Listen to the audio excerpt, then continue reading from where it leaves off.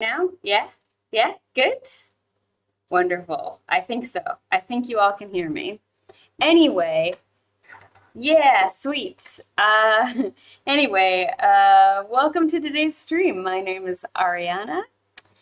Most of you already know me, I'm sure. I am the co-director of the Consent Academy, a Seattle-based nonprofit that aims to promote consent as part of everyday life. And I'm really happy to be here. Thank you to everybody who joined me on Friday for my stream of building my new PC. It's all nice and finished. That's what I'm using right now, in fact, which is great because a lot of the problems I had beforehand should be resolved. Because like instead of using like 60+% of my CPU to do very basic things in OBS, I'm using 4%. And today, I'm really excited to hang out with you all and talk about some communication skills. If you follow me on my personal Twitter, which is at Genki Soda, I'll put that in the chat here real quick. Genki Soda on Twitter, I wrote about how I had to pick something today that I'm really excited about because I got Elden Ring, which I've wanted since it came out.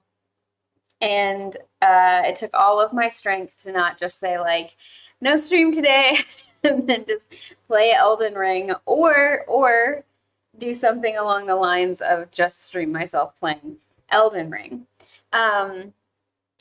Which, wouldn't have been the worst, but I think people like what we do on Sundays, and people have the expectation of consistency, so I want to honor that. It's part of the consent agreements, right? Anyway, welcome. Hello, Aradin. It's lovely to see you here. Today, we're going to talk about communication skills. I'm going to give you a little bit of a slideshow, then a little bit of some tools. So to preview it, today, the theme is why you suck at communication, how your brain lies to you, how it impacts relationship, and how to work on it. So that's exactly what we're going to talk about. We're going to talk about what is good communication skills? How do we know? We're going to look at a couple of scenarios to think about like what's going on in there. We're going to do a little bit of like psychological education and talk about some baseline psychological tools. Nightbot's a little Genki today. I don't know why it's just going on. Rodney said, "Oh, I thought you'd enjoy the fact that one of my players in my D&D session last night yelled, 'That is not how consent works,' in character. It made me think of you." I love it. Yes. So we're going to talk about how do we learn about communication, what it is. We're going to learn about some basic psychological principles. I'm going to teach you a little bit about what cognitive behavioral therapy is, and then the family of cognitive behavioral therapies. I've got two great books that I can give you as examples. We have here Cognitive Behavioral Therapy for Adult ADHD. I bought this. I never read it. My partner read it. I've just looked at the good bits that I want to use. I have ADHD. And then we also have Cognitive Processing Therapy for PTSD. I also have this book in Japanese, and I've got a couple of other CBT-related books in various formats, including in PDFs and ebooks. But these are just two of the main ones that I have. For those of you who don't know, one of my bachelor's degrees is in psychology. I worked in psych labs doing psych research for a really long time. I have some certification in certain types of therapeutic practices. I'm not a therapist. I'm much more in the peer therapeutic coaching sort of world. I am certified in psychological first aid through the Red Cross. And I am also an ordained Buddhist monk in the Japanese Shingon lineage, and things like psychological aid, counseling, that kind of thing was part of the sort of training that I was undergoing in Japan and also in Seattle. So those are the perspectives that I'm coming to, but I do want to stress that I'm not a therapist, and this is not a replacement for therapy, but it is something you could use whether you like therapy or not, whether you, vibe with all of that. And I also want to acknowledge that people will point out fairly often pretty valid criticisms of things like cognitive behavioral therapy. And the first preface to that criticism is there are bad therapists. I think it's really important to remember, especially when you see long threads on things like Twitter of people talking about how, cognitive behavioral therapy or any of these like tools are terrible and it's, just white supremacy incarnate and everything. Yes, and there are also really bad therapists. And another thing people need to know is cognitive behavioral therapy is fundamentally, at its core, a Buddhist practice. It is not something that is sort of Western in origin. The early psychologists who kind of came up with most of these techniques were hippies in the 60s and 70s, and they were exposed to a lot of Zen Buddhism and a lot of Tibetan Buddhism. And Tibetan Buddhism would be in the Vajrayana lineage, which is also what Shingon is a part of. It's also called esoteric or tantric Buddhism, not tantric as in sex, tantric as in its original meaning, which is for a long time. And my lineage of Buddhism is a tantric lineage, so our meditations are like tantric chanting, very physical, it's like hours. Anyway, so basically these early psychologists encountered this different way of viewing the world and a different way of viewing suffering and a differentiation between pain and suffering. The idea here is that in Buddhism, really hypersimplified, because there's a ton of diversity even within Buddhism, but like there's basically the Four Noble Truths, there's the Eightfold Path, there's a couple of things that are pretty standard. And one of the central truths is that pain is inevitable. Pain is one of the fundamental truths of existence, but that suffering is not inevitable. Suffering is the sort of deeper, more lasting, more torturous sort of layer of pain, and that the majority of suffering comes from attachments. And attachments is something a lot of people have heard of, like a Buddhist concept of attachments, but they kind of oversimplify it a lot. And it also depends on the lineage. And just speaking from Shingon, attachments is not synonymous with desire. And in Shingon Buddhism, desire is considered to be a neutral thing, neither good nor bad, and is seen as a byproduct of just evolution. That we have desires because they are things that helped us survive, and we evolved to have them. The only desires that we're trying to eschew or to get rid of are the ones that cause us harm. And attachments are basically loosely, you can think of attachments as a mental model that you have in your mind of what something should look like. And then when reality doesn't match that, it's painful. And so, like I said, this is a huge oversimplification, but I also want to stretch that attachments are not the same as like accurate assessments of things like injustice or accurate assessments of reality. A really great way to think about an attachment is like most of us have in our mind what an ideal mother, an ideal father, or an ideal parental figure should look like. And our parents are never going to match that because our parents are human beings. They've got their own problems, their own issues, the skills that they do and don't have. Life is complicated. And so our parents are never gonna match the model we have of idealized parents in our head. And that mismatch is likely to cause us pain. You can also see this in, this meshes well with sort of Plato's philosophy, especially the allegory of the cave and like what we think we're looking at, the sort of shadows on the wall of the cave not being like the true reality. There's lots of great philosophy in all of this. But anyway, early psychologists encountered Buddhism and they really vibed with it. And what they decided to do was take out all of the religious aspects of it and all of the East Asian cultural aspects and kind of strip it of all that context, and then they built these therapies from it. And the thing is, these therapies are effective. You're right around and the difference between the ideal and the actual. And you're also right that there are both bad therapists and therapists that don't work for you. therapist compatibility is really important. And it's kind of difficult to find good therapists and difficult to sort of, there are lots of people who are licensed therapists, but they were like C students all through university and grad school and didn't really care. You get the same thing with doctors. Okay, hi, OKC Whistler. Good morning / afternoon to you too. So the thing I want to say is that like there are valid criticisms of cognitive behavioral therapy, but most of the time the criticisms are responding more to poor practitioner technique and over application of the principles of cognitive behavioral therapy. Like, hi, Ice Bunny. If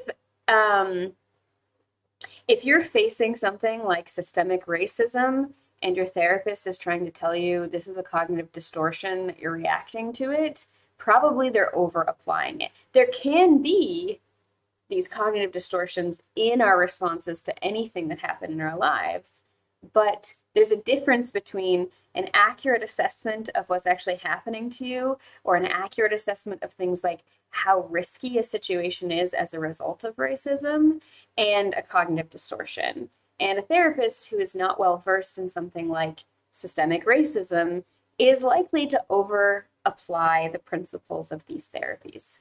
Okay, CBT. Yeah, we're talking about CBT. Yeah, so just to give everybody another recap, I titled, oh, hi, Sarsaram.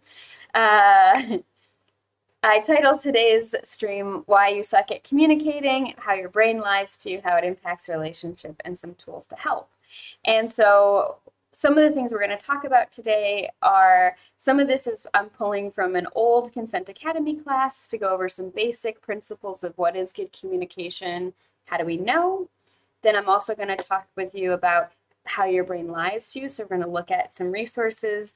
I also showed at the beginning, I have 2 of my like 50 million therapy manuals because I took all the effort I could possibly muster to not become a therapist, because as you can see, I like to read therapy manuals for fun and stuff like that. I started buying psych textbooks at Goodwill for very cheap when I was in like middle school because the mind is fascinating. And I think therapy is basically magic. Like, to me, it's like word magic. Like, if you can get a person who's coming to you for help to kind of have the right sequence of thoughts and say the right sequence of words of their own volition, they're kind of cured. I mean, like, this is a super oversimplification.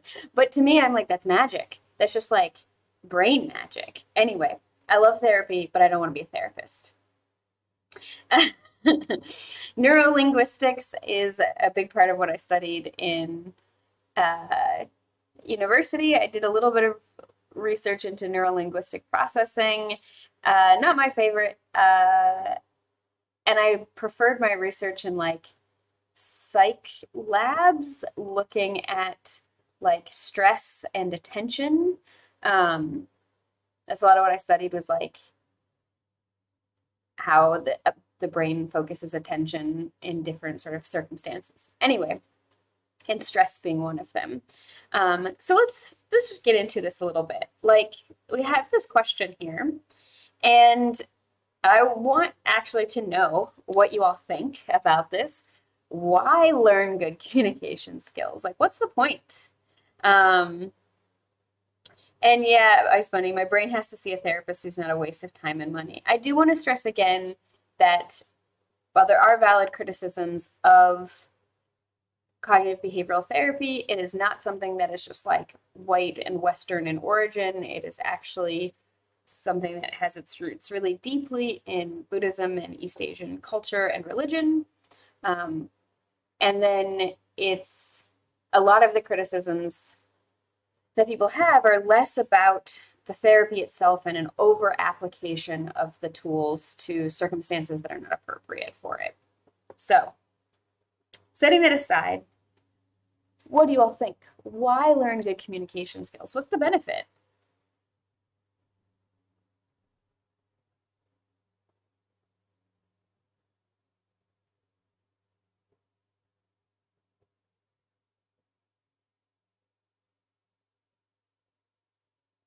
need to resize this window a little bit, but I'm going to make it bigger again, so don't worry.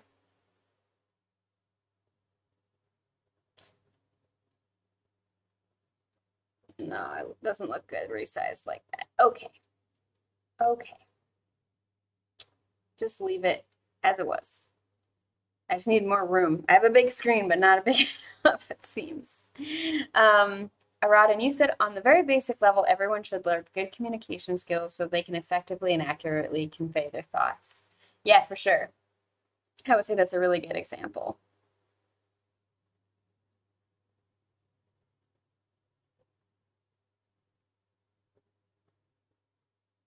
That's better. Okay, that's better. I like that better. Ice Bunny, well, you can get your point across and show empathy. Not sure if the frustration is an ADHD thing. Mm-hmm.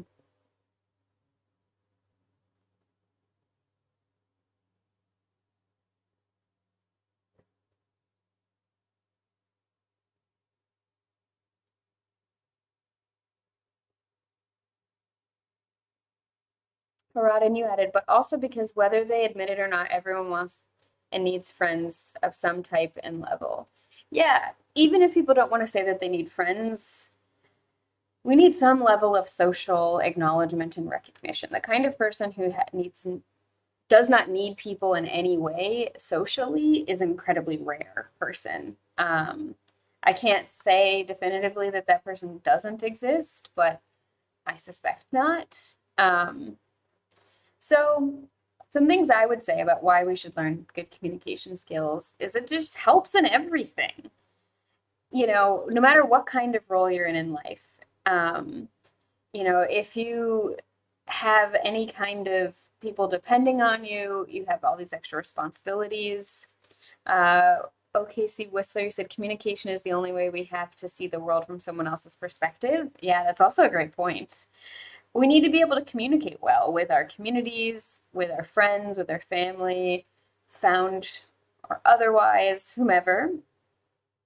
And, you know, we need to be able to actually express ourselves, especially when we have any kind of power or obligations or when we need things. So I have two other questions. What do you think are some aspects of good communication skills? And what are some barriers to good communication?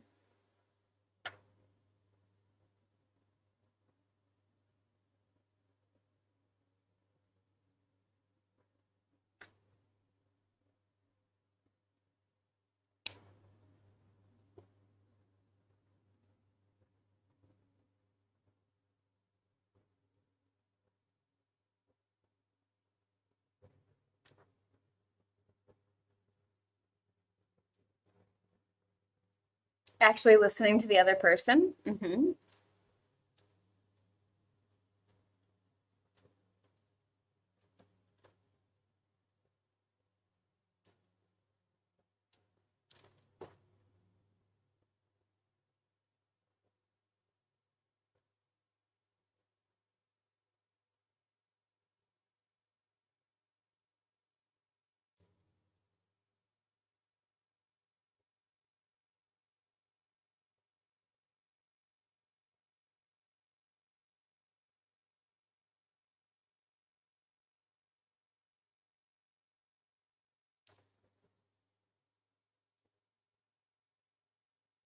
What else? What do we think are some aspects of good communication skills, and what are some barriers to good communication?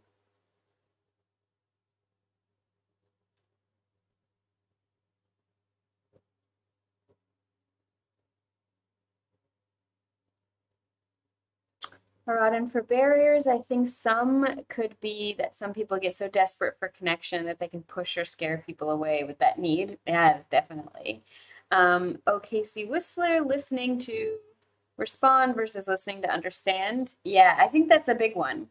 I think I like this way of saying it. Some people say the difference between like listening versus waiting to speak, but I think that listening is not really, it's not either or, because you can be listening but be really focused on preparing a response. versus listening to really understand somebody. Tanako84, you said, hello, welcome. Communication has been a huge issue for me in all my relationships. I assume now the common denominator was me. I didn't understand how to love myself first and was using relationships to allow me to feel good enough. Yeah, I think that Aradin and you together have hit on one of the major barriers is emotions and different kinds of needs that we can have. Ice Bunny, you said barrier ADHD big time. Yes, for sure. My dad has untreated ADHD, so when time blindness makes him run late, he pays attention to all the things. He gets so frustrated that he pops off on everyone in his way. I think that's a really common thing. And untreated ADHD also tends to lead to emotional regulation issues, especially if someone makes it to adulthood and still has their ADHD untreated. It's not uncommon for people to have difficulty, especially managing things like anger and frustration, which is one of the reasons why actually getting children accurately diagnosed and with good treatment really helps. And Aradin, you said also arrogance and focusing solely on yourself. Yeah, for sure. These are all great.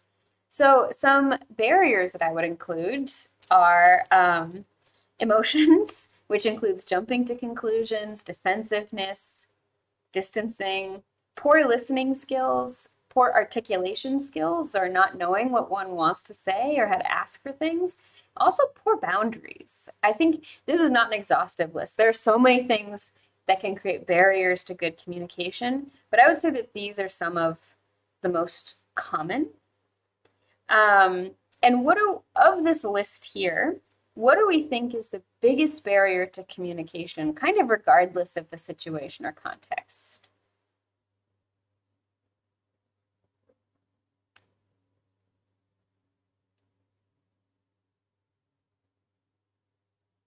Emotions, you got it. Definitely. And I do want to stress that emotions are not the opposite of logic. Emotions are not our enemy, and they're not something that we should be seeking to like control or to get rid of. Emotions are actually essential for logic. If you're how do I want to say this? Our brains cannot talk to us in words. Our brains talk to us with emotions. Emotion is what tells us how to respond to things. Like if your brain produces happiness, that's your brain's way of saying this thing is good and we should do it again. If your brain communicates anger to you, it's your brain's way of saying this is the perception you should have of this situation. If you get people who have brain surgeries for certain types of things like epilepsy, if they have to cut the connections to the emotional processing centers of the person's brain, that person tends to become incapable of making decisions. If you offer them, a blue pen or a green pen, they're not going to be able to decide because emotions are essential for logic.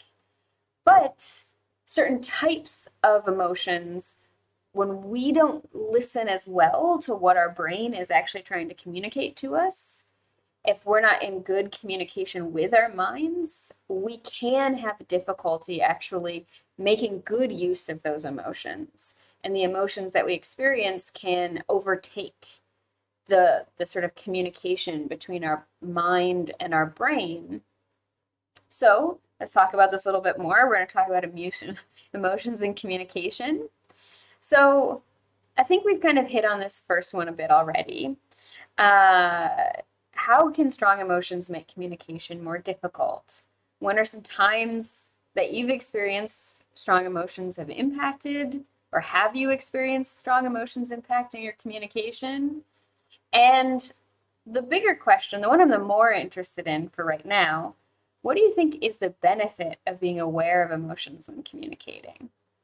And Tanako, you're right, all emotions are valid.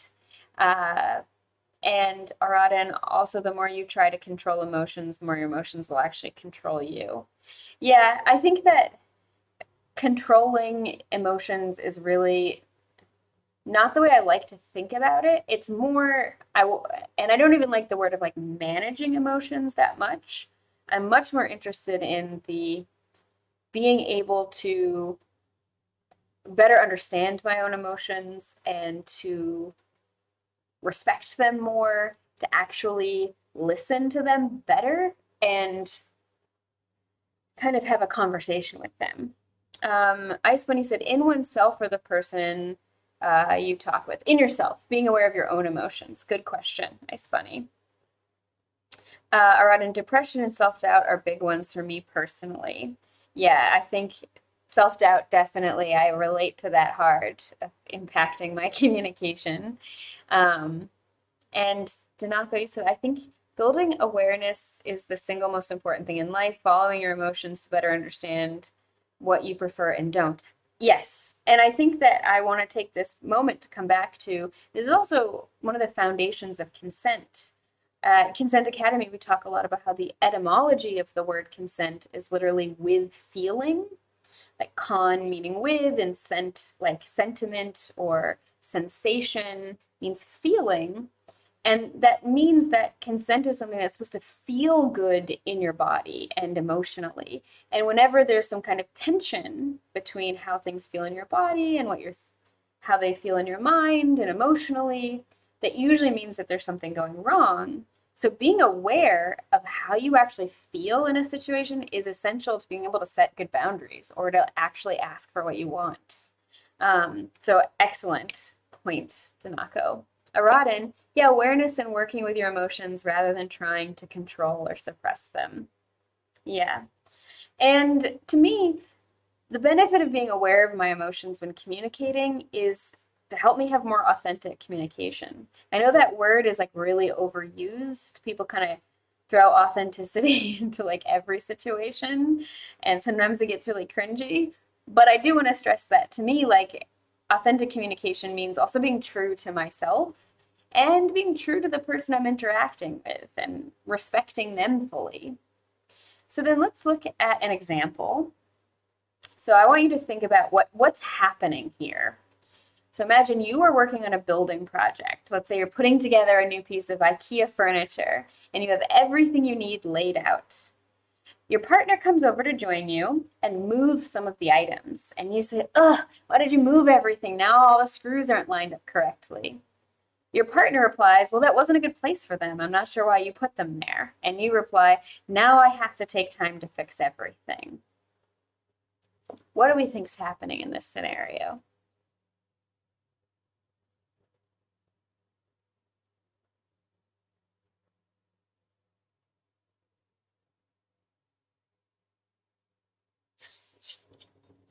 Anger and frustration on the emotional level? Yeah, Rodden. Can you tell me more? Like, how is the anger and the frustration sort of affecting things, and where are they coming in?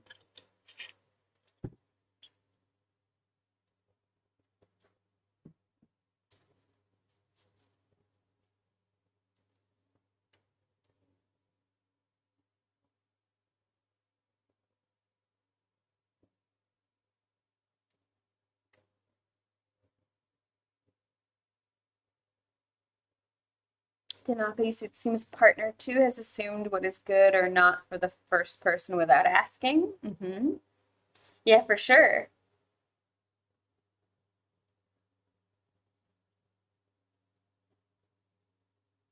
Ice Bunny, my partner stays away from putting IKEA together. That's my job. He cooks during that time. I mean, I think sometimes division of labor is a really excellent way to display self-awareness as well, is to know like what we're going to be best at. Like my partner does pretty much all the cooking because he knows that if I'm left to my own devices, I'm just going to eat peanut butter out of the jar because I kind of don't, food has never been a big priority for me. And I will cook nice things for us on occasion, but I have to kind of like charge up that cooking energy and then I can do a big thing. And so my partner does most of the cooking. Anyway, Rodden, we all have our own sense of order. So when that is disrupted, and especially then when it is criticized, then it can really make you upset and defensive. Exactly. I think you really hit upon it. So remember earlier, I was talking about how like people tend to have Pisces No, I'm an Aquarius. My partner is an Aries, I think. But yeah, Aradin, uh, this attachment. We have a mental model of what something is supposed to look like.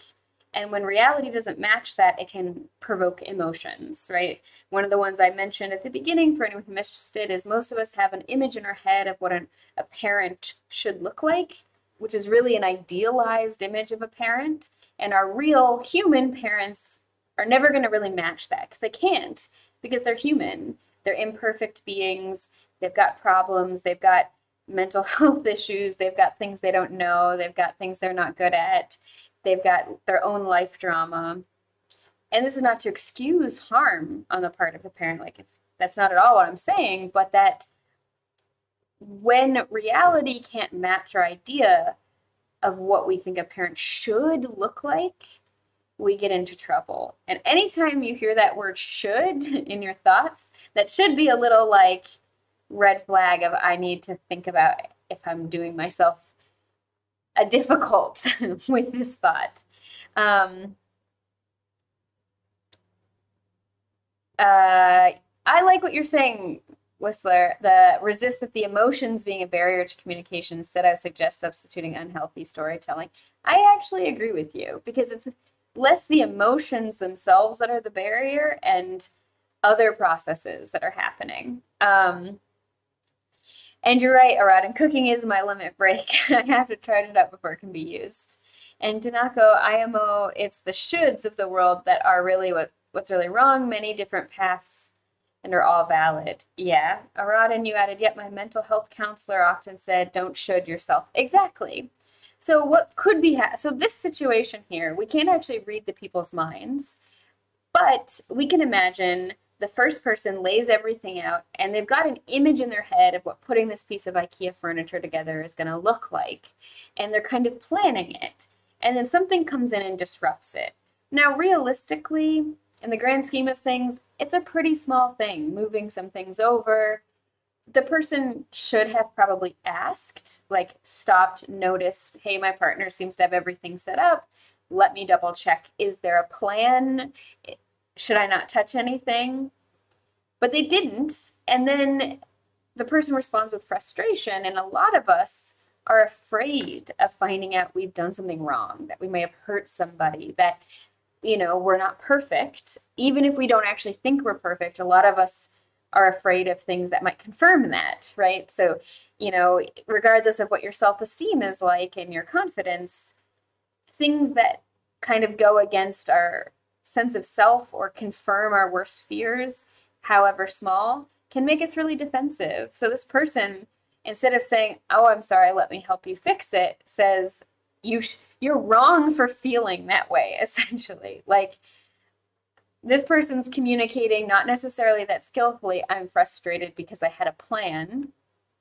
And this person is basically saying, you're wrong for feeling that way. And now this other person, these feelings are magnified. Now I have time to fix everything, right? There's this sort of slight escalation of the communication as well. Ice Bunny, you said, my niece took me to the side and told me what is going on. She is 10 and she told me exactly the same thing about her parents as I said about my parents. So heartbreaking, and the reason why I don't want kids.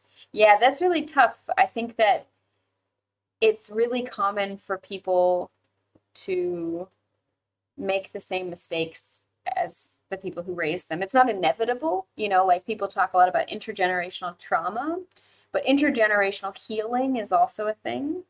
And I think that, you know, it also can make sense why you might not trust yourself or you might not want to risk repeating the same mistakes.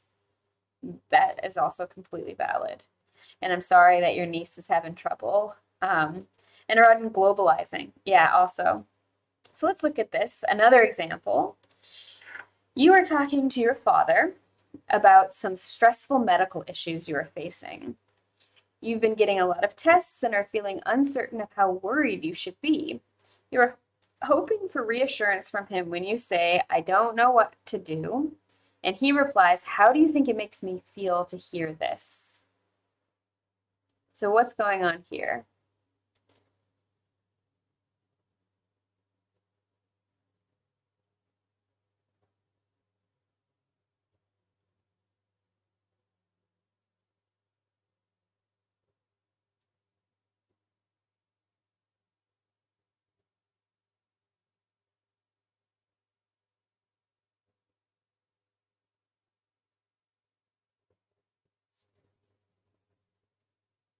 What do we think is happening?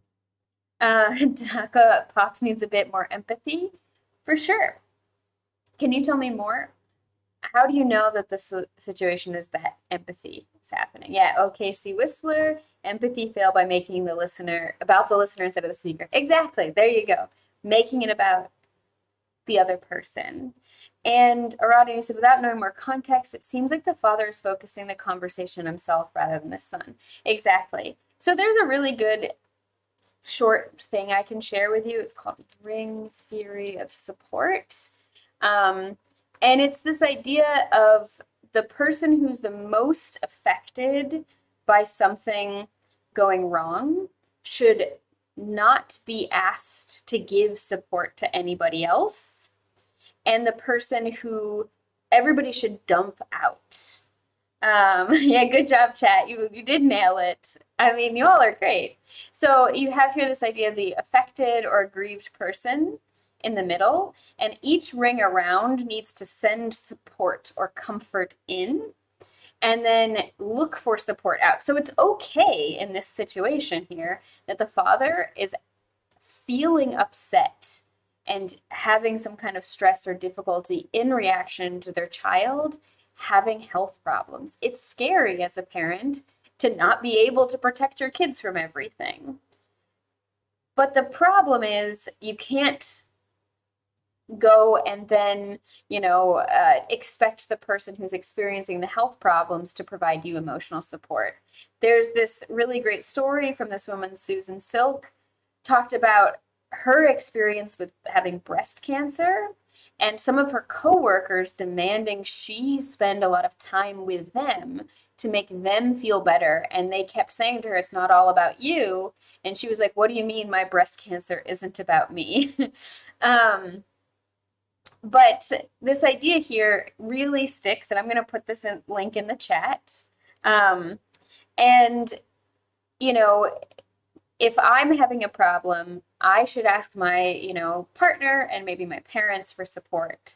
And then my partner and my parents should talk to other family members and maybe their friends. And then those friends should not come and message me and be like, oh my God, and then want me to debrief with them. They could send me support if they wanted to, but they shouldn't expect anything of me. And they could talk to other friends and further out. Ice Bunny said, I do not talk medical stuff with my dad, and he zooms out, but in this example, the dad is more worried than he shows. Yeah, I mean, this is one of the things is I have been in this literal exact situation. This is just something that happened in my life once, 10 years ago. And I know that my dad's response was because he was really upset and really scared for me and really worried. And knowing that helped me not get angry in this situation. But I was bummed because I was like, oh, now I have to kind of help him process these feelings. Danako, you said, I think that it's a very, very common thing, projecting your fears and anger onto others when really they need to explore what is making them feel that way. And it can be tough, my dad being in the situation of hearing it, I was having all these health problems. This was when I ended up needing heart surgery. That's scary, and he did need support for that. It's just not, I couldn't be the one to give it to him. And if he doesn't necessarily have anybody or needs support basically immediately because he's so overwhelmed, the best thing that he could say to me in that space would be, I really want to be here for you for this, and I'm having a really strong reaction to this news, so is it okay if we take a 10-minute break and come back? Because if he doesn't have the capacity to actually give me the support that makes sense here and really needs some support himself, tap out or say like, can I put you on with your stepmom and talk to her about this because I need to take a break. And Aradin, you added, rather than getting support, you now have to expend extra energy to support them. And that's the thing is like, if someone comes to you and needs emotional support from you because they're having a huge crisis and you don't have the emotional capacity to handle it for whatever reason, or it triggers you or it provokes something, you are allowed to set boundaries there, and it does not make you an asshole. You're allowed to say, you can listen, thank the person, validate them, and then tell them the limit of what you can do and just say, hey, this is a bit more than I can handle right now. I need to step away. Can I put you in touch with someone else who I know can talk to you about this? Ice Bunny, you said, I had the mom of a friend dump on me, telling me what happened when her daughter, my friend, found her hubby dead, and the mom is mega worried about her daughter and grandkids. The thing I told her to give them time to grieve, and in a year or two to seek professional help. 9 weeks ago it happened. Yeah. Yeah, it's difficult. I think your friend's mom coming to talk to you rather than dumping on your friend is better, but hopefully she asked before she dumped. Tanako, yeah, big difference between saying I'm feeling overwhelmed and versus you just made me overwhelmed. That's another one of those things. You've really hit on this, Tanako. A key to good communication skills is however much you can possibly do it, always make I statements and not you statements. I've had to tell people so often, I'm hearing what you're saying and I'm interested in it, but I can't keep talking to you if you're going to keep making statements about me rather than about your experience of the situation. So if someone tells me, I had this experience recently where someone was giving me some unsolicited advice. I wasn't really in the mood for unsolicited advice and I didn't totally agree with the advice and just wasn't vibing it. And I kind of gently pushed back, and the person jumped right to saying, you never accept advice from anyone, this, that, and the other. And I was like, hold up. You're allowed to feel however you want to feel about the situation and the advice you want to give me, but you know it's untrue that I never accept advice from anyone. I ask you for advice all the time. You can talk about how you're feeling right now, but you need to do it through I statements, not you statements. Because one of them feels bad. If someone, even when they're saying something kind of nice, it can sometimes feel bad for someone to say, you are this thing, versus I get the impression of this thing. Anyway, one more example. Let's think about this. You're running an event. The volunteer coordinator comes up to you an hour before the start time and says, half the volunteers are not coming today. Your instinctual response is, why didn't you tell me about this sooner? So the question is, what emotions are at play here, and how might the story you're telling yourself in this space be hurting the situation? And while you think about it, Rodden said, which goes back to the setting boundaries aspect of the previous slide. Yes. And yeah, I hate it when people globalize things and then try to strengthen their position. Yeah, it makes me so frustrated. Rodden, you said panic. Yeah, panic. But what might come before the panic? A lot of the time, we'll have emotions like anger. And anger can often be a secondary emotion. And the first emotion could be hurt. And that first emotion might last for like a split second. We don't even realize we felt it, and then we feel anger. So before panic, what do you think else could happen? And then Ice Bunny said, I was okay with it, and the mom is in the age group where therapy is a sign of weakness. Ugh, that's difficult. Plus, that I learned therapeutical conversations when I studied Erziher. I think I pronounced that right. And knowing that helps too. Yeah, that's good. Having any of these skills really helpful. And your anger and frustration. So what I might say could be coming before this and before panic is surprise.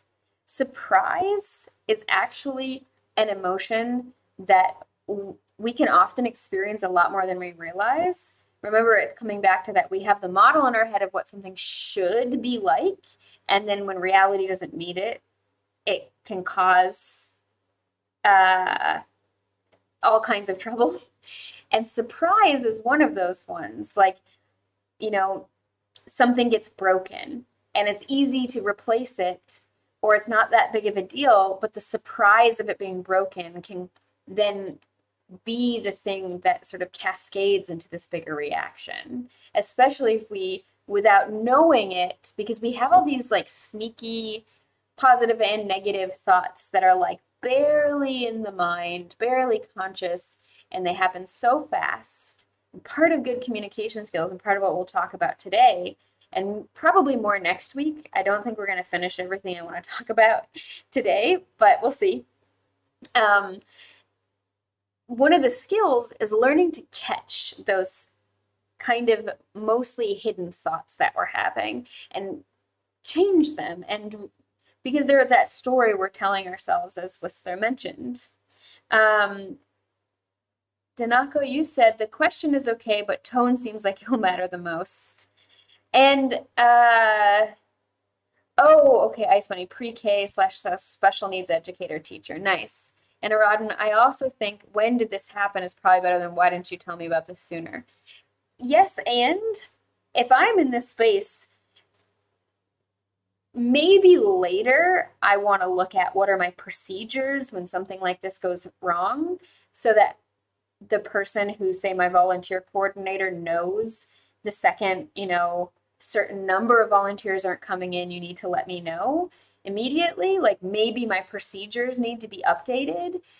But as it stands in this moment, why didn't you tell me sooner, or when did this happen? Probably not going to help me fix the problem. This is another thing. Sometimes when we're faced with an issue, we can get so caught up in some of these questions and some of this kind of like processing that we forget that we actually need to be finding a solution. What are we going to do that half of our volunteers are not coming today? We're going to have to rework the whole schedule. We're going to have to pull people from some places probably and put them other places. And we have probably, an hour to do that, more like 45 minutes, because we're going to need to let all the volunteers know and make sure everything's good. So this question is not actually going to help me reach the goal of running my event smoothly. And if I'm going to ask this question, it's more after the fact to see, was my procedure not followed, or do I not have a procedure for this? Ice Bunny, I think in that situation, my ADHD would kick in and I'd turn into a general and save what can be saved. Yes, yes. I mean, this is something I think is a real strength, at least in my experience of ADHD, is I'm at my best in a crisis.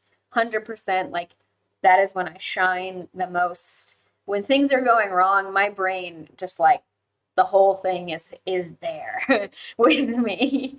And otherwise it's whatever happens.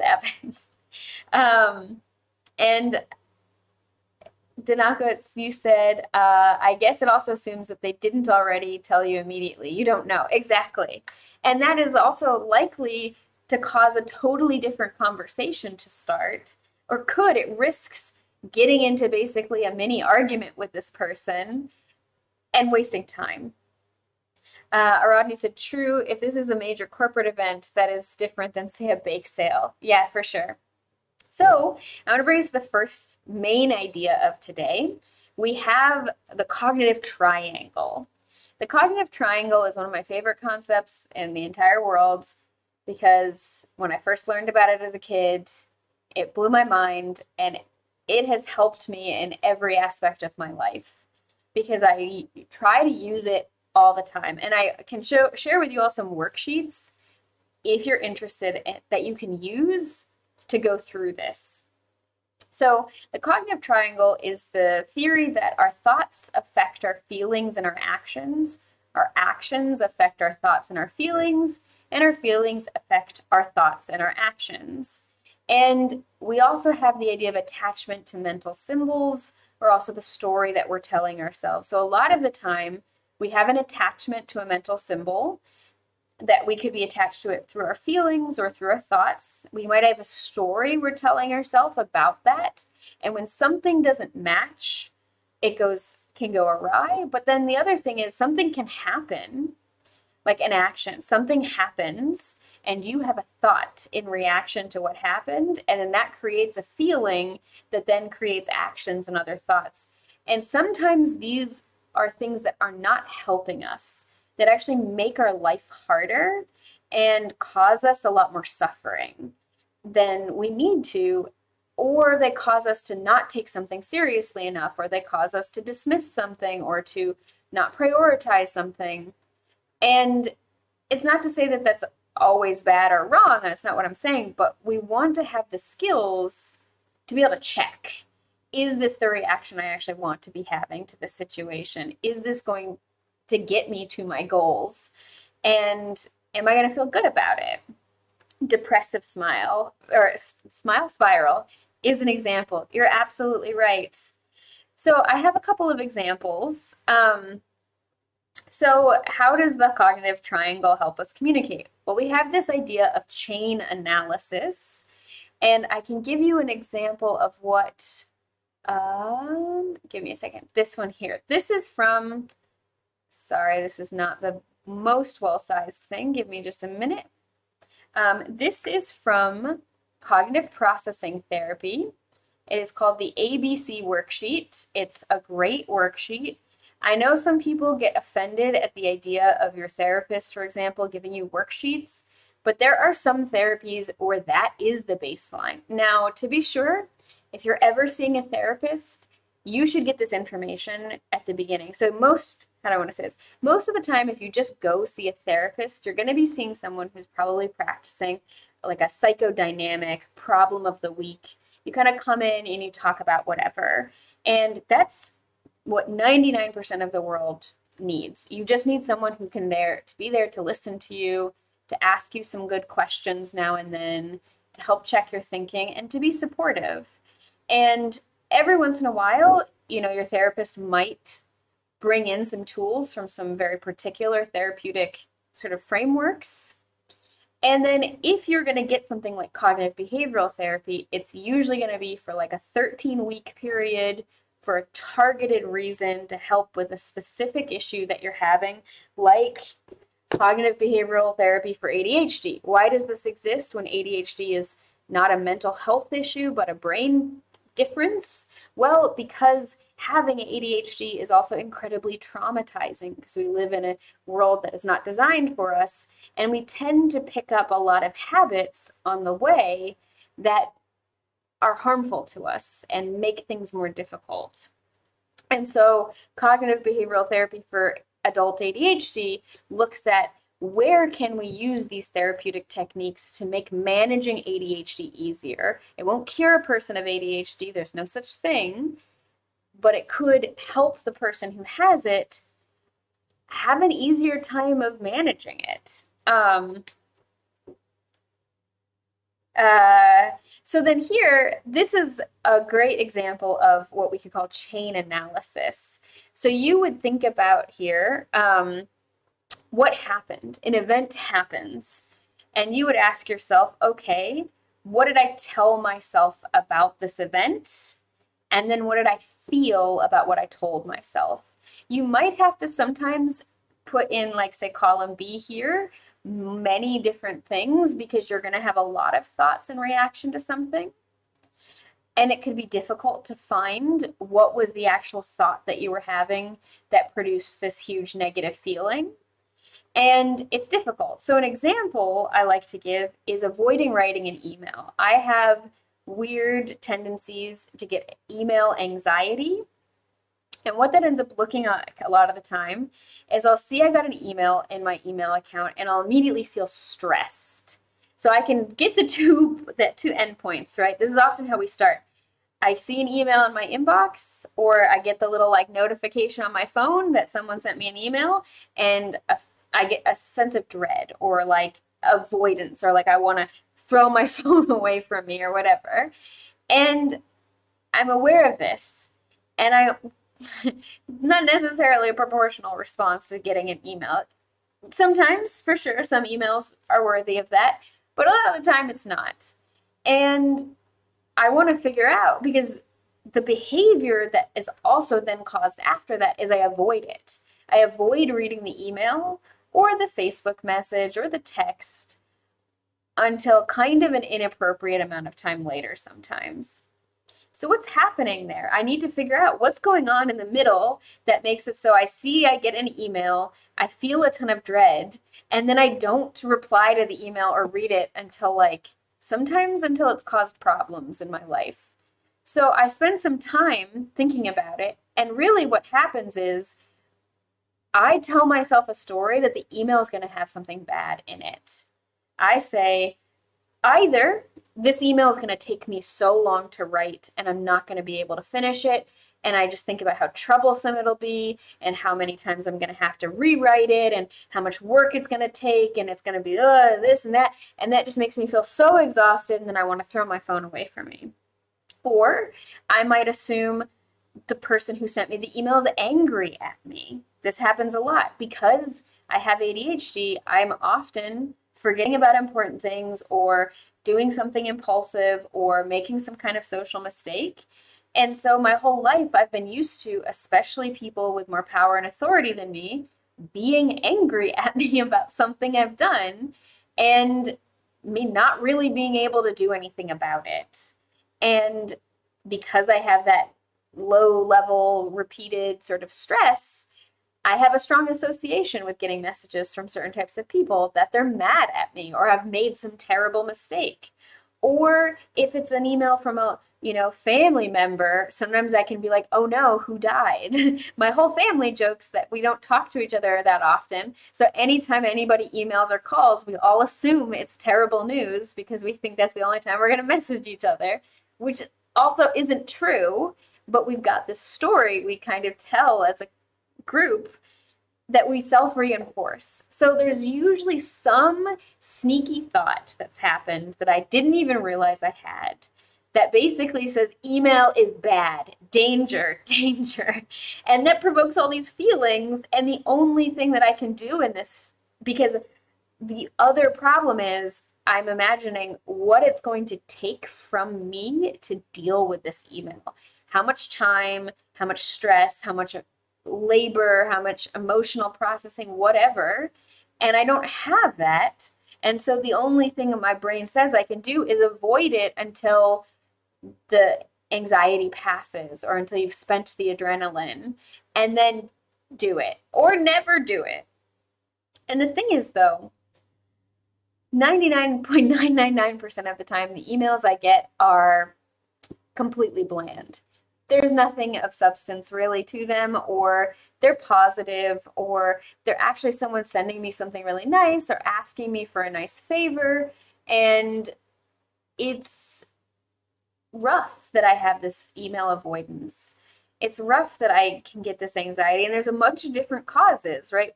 But it's often about how much is reading and responding to this email going to take from me?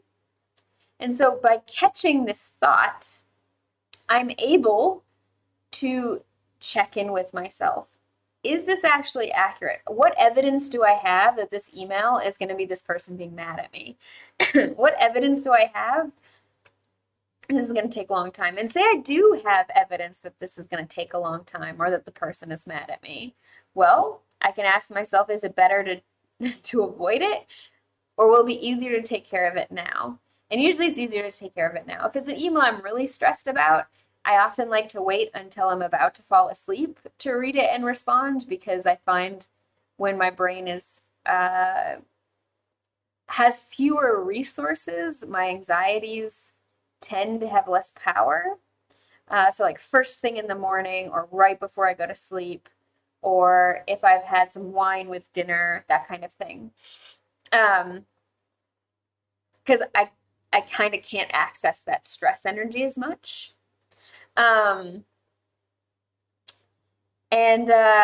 Okay, so Danako and Ice Bunny, you say that this sounds familiar, and Aradni said, yeah, this is why I often feel bad about sending emails or DMs or similar things. It's why I almost never ping anyone on Discord.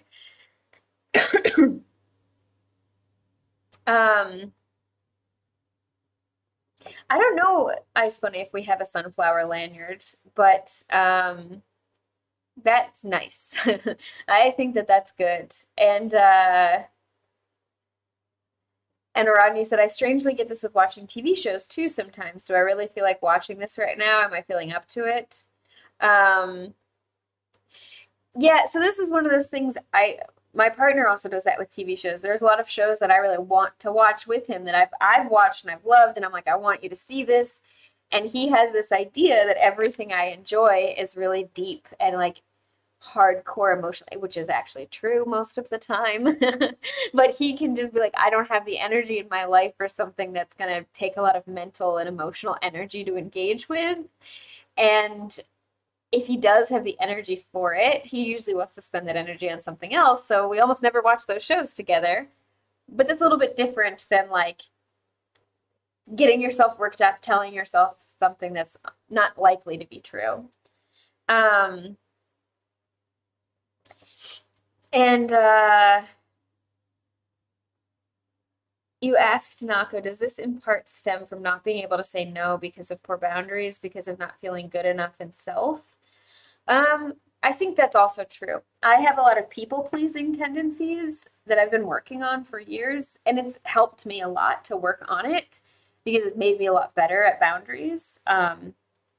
Usually what I do every year for New Year's, instead of making a New Year's like resolution, I'll pick like a very concrete skill that I want, one concrete skill I want to work on, or like an aspect of my life, and I'll just do what I can over the year slowly to work on it. So like a few years ago, I picked, I want to have more sleep and I want to have better sleep. So I saved up money to buy myself a better mattress and better pillows, and to get myself really like, make my room really, really dark, and could get slowly build better like sleep hygiene and better sleep habits. And it's gone a long way. And I've done the same thing for years with working on my people-pleasing tendencies, which is to say, I'm going to constantly think about how I want to work on my people-pleasing tendencies and give myself permission to tell people no more and be unapologetic about it. And then I'll do it. And then afterwards, I'll like journal about how it felt before, how it felt during, and how it felt afterwards. Did the person react in ways that I was afraid they were going to? Because this is that same thing. I might tell myself a story. This person's going to get angry at me and maybe they'll be violent or something. And that can happen. And I have experienced people being unsafe to set boundaries with. But the vast majority of the people in the world are, one, going to be fine with you setting a boundary with them. Maybe they'll feel something, but that's the other thing. I have to remind myself, they're allowed to have a feeling about me telling them no, and that doesn't mean I've done something wrong, and it doesn't mean they've done something wrong. If I tell somebody no, I'm not going to go on a date with them, and they feel sad about it and express that, that's fine. They're allowed to feel sad. I'm allowed to be too bad. It's because I also had this idea of like, I'm not allowed to ever make people unhappy or sad in any way, shape, or form. And if I do, I'm a bad person. And that thought I worked on a lot a long time ago. And these are some tools we can use for that. And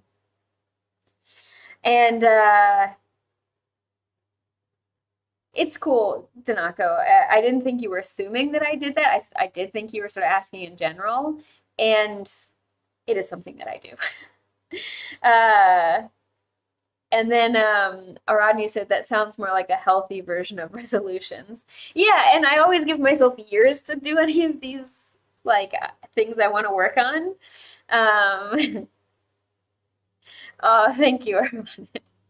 All right, so let's look at this. I want you to think about this chain analysis. Like, just imagine yourself in this scenario and think about doing this kind of thought. Like, something happens, what you might tell yourself and how you might feel about it. And sometimes there'll be multiple layers. Usually when I make chain analysis worksheets, I don't do it like this. I make a bunch of bubbles and it becomes like a big chain, because usually for me, there's like 50 layers to anything. But think about one of these two scenarios and think about doing some chain analysis for it. The first one is you're preparing for a difficult meeting. All day you've been snacking on chocolate and eating quite a lot of it. you also find that throughout the day, your mood is getting lower and lower despite making progress. And 2, you're practicing a hobby you share with your romantic partner and you find yourself getting really stressed out. They have been giving you feedback, maybe even good feedback, but it's making you feel defensive and angry. So there are many, many, many answers to this, but whichever one you feel you're more likely to do or is easier, think about what would this chain analysis be. And if you want, I can send you all this. Hey, Paladin Hulk. I'm on page 8 of this PDF if you want to follow along, and you can also look at that. But just think about, pick one of these 2. Think about how you might, what might be happening there. And yeah, I mean, Paladin Hulk, I'm in a situation, I do something wrong. I'm made to feel like I do not belong in that situation. It's almost most of all of my anxiety. I mean, I think that you just perfectly summed up why we want to work on these things, because there's always these questions that come later, which is, let me make this bigger again. Oh, no, not like that. Are the thoughts in column B realistic or helpful? And what can I tell myself on such occasions in the future? Because this is an important thing to ask. Is the thought like, I am doing something wrong always realistic? Because sometimes you might not be doing anything wrong, but people are having a reaction to you, but that doesn't mean what you're doing is wrong. And then I feel like I don't belong is a valid feeling to have, but we would want to kind of ask, like, why does making a mistake also then mean you don't belong? Like, is there another layer of thought in there that you're having? Like, for me, column B is usually like, takes up the whole page because I have so many thoughts that are usually mean to myself. Well, I used to. I've worked on it a lot. And, oops, not what I meant to do. That's made a big difference. So anyway, let's just think about this. You can, if you want to share your chain analysis in the chat, feel free. Yes, Ice Bunny. That's exactly how I feel about 1. I was never diagnosed with any kind of eating disorder, but like most people in the world, especially most people assigned female at birth, I have had through a lot of my life a not entirely functional relationship with food. This is something I've worked on for a very, very long time, but there are still occasionally aspects where I have to put the brakes on certain types of thoughts or certain types of situations that might be really triggering for me. Like if I'm around a lot of people who I feel are binge eating, that can make me feel out of control. And then I can get really stressed out about being in that situation. And it's not healthy, and it's definitely got fat phobia in it, and it's definitely got like weird issues with control and my fears about myself. But it's pretty rare at this point. But this definitely, eating disorder is one of the possible things that can come up here. So I definitely can relate to that.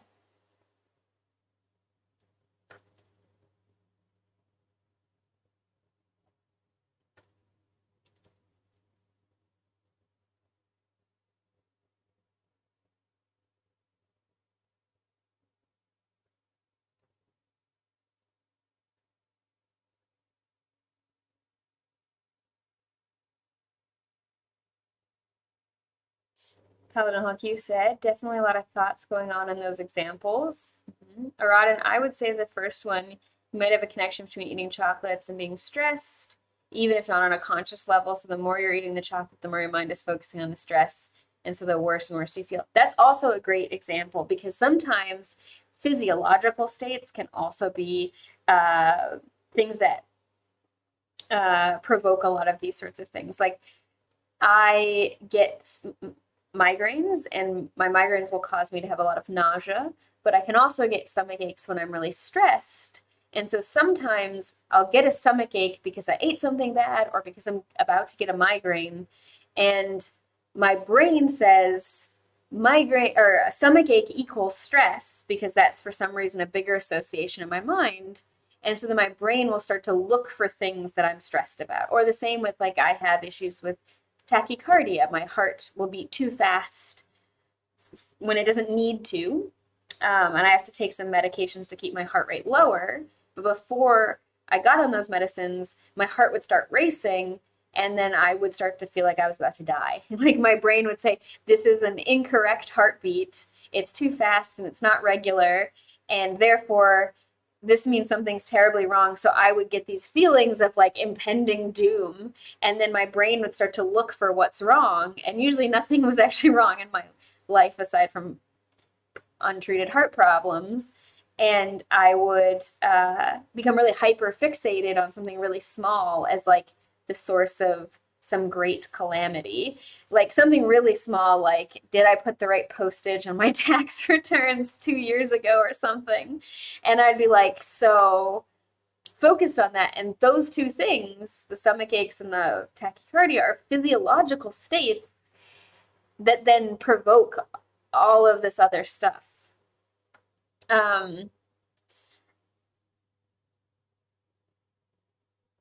Ice Bunny, you said, Pat, my rolls, they do not come from anything. I have always been fat, and that is stating a fact. I feel it is wrong to say fluffy or big boned or whatever toxic positive people come up with. Yeah, I mean, I really believe that fat is not a bad word. Being fat is not bad, that people have the right to be fat and to like themselves and to just exist. You don't have to like yourself either. There's so much fat phobia, even in body positivity, which is basically also like you ought to love your body no matter what it looks like. And it's like my body, and I appreciate everything my body does, but my body is not always my friend, and that's okay. And then Paladin Hulk, the second one would be that because your partner is giving you feedback, that it isn't just feedback about the activity, but also feedback on you and the relationship itself. And since it's probably not positive feedback, that could feel like I'm not good enough and the relationship is doomed. Precisely. This is a great, I like that analysis. I think that this could definitely be what's happening here.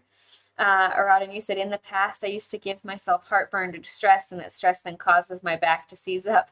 So the physical symptoms can lead to mental ones and vice versa. Exactly. And that comes back to this cognitive triangle, which is that feelings, which can also be physiological states, can affect our emotions and our actions. All kinds of, it's all very connected. So then let's look at some other considerations. So we're not going to go through this whole slideshow because it's like this whole different kind of class, but also related to emotion, we need to be careful about ever assuming people's intention or meaning. This comes back to the listening to understand versus listening to respond. Sometimes people can say things with a tone that they don't mean to have. Sometimes people can say things in a way that's not very skillful, and we should, as much as possible, teach ourselves to double check that we actually understood what someone was saying before we respond, especially responding negatively. We want to be careful of things like tone policing. Tone policing is where if someone is telling you about negative experiences they've had, especially in terms of things like racism, where we get focused more on how we feel in reaction to what they're saying to us rather than them having the right to express their frustration, like saying, I would listen to you if you only said it nicer. And we also have to be careful about that in just general communication. Not everybody has good communication skills, and that doesn't mean that they're bad. And that doesn't mean that what they're trying to say isn't something we should still try to understand. If you have good communication skills, that's really lucky, and that's really wonderful, and that's going to serve you. And a lot of people don't. And so it's not about being the bigger person or taking the high road. It's more about giving people grace to be bad at communicating and trying to work through it with them and trying to help them figure out what exactly is it they're trying to say, and also make sure that you understand.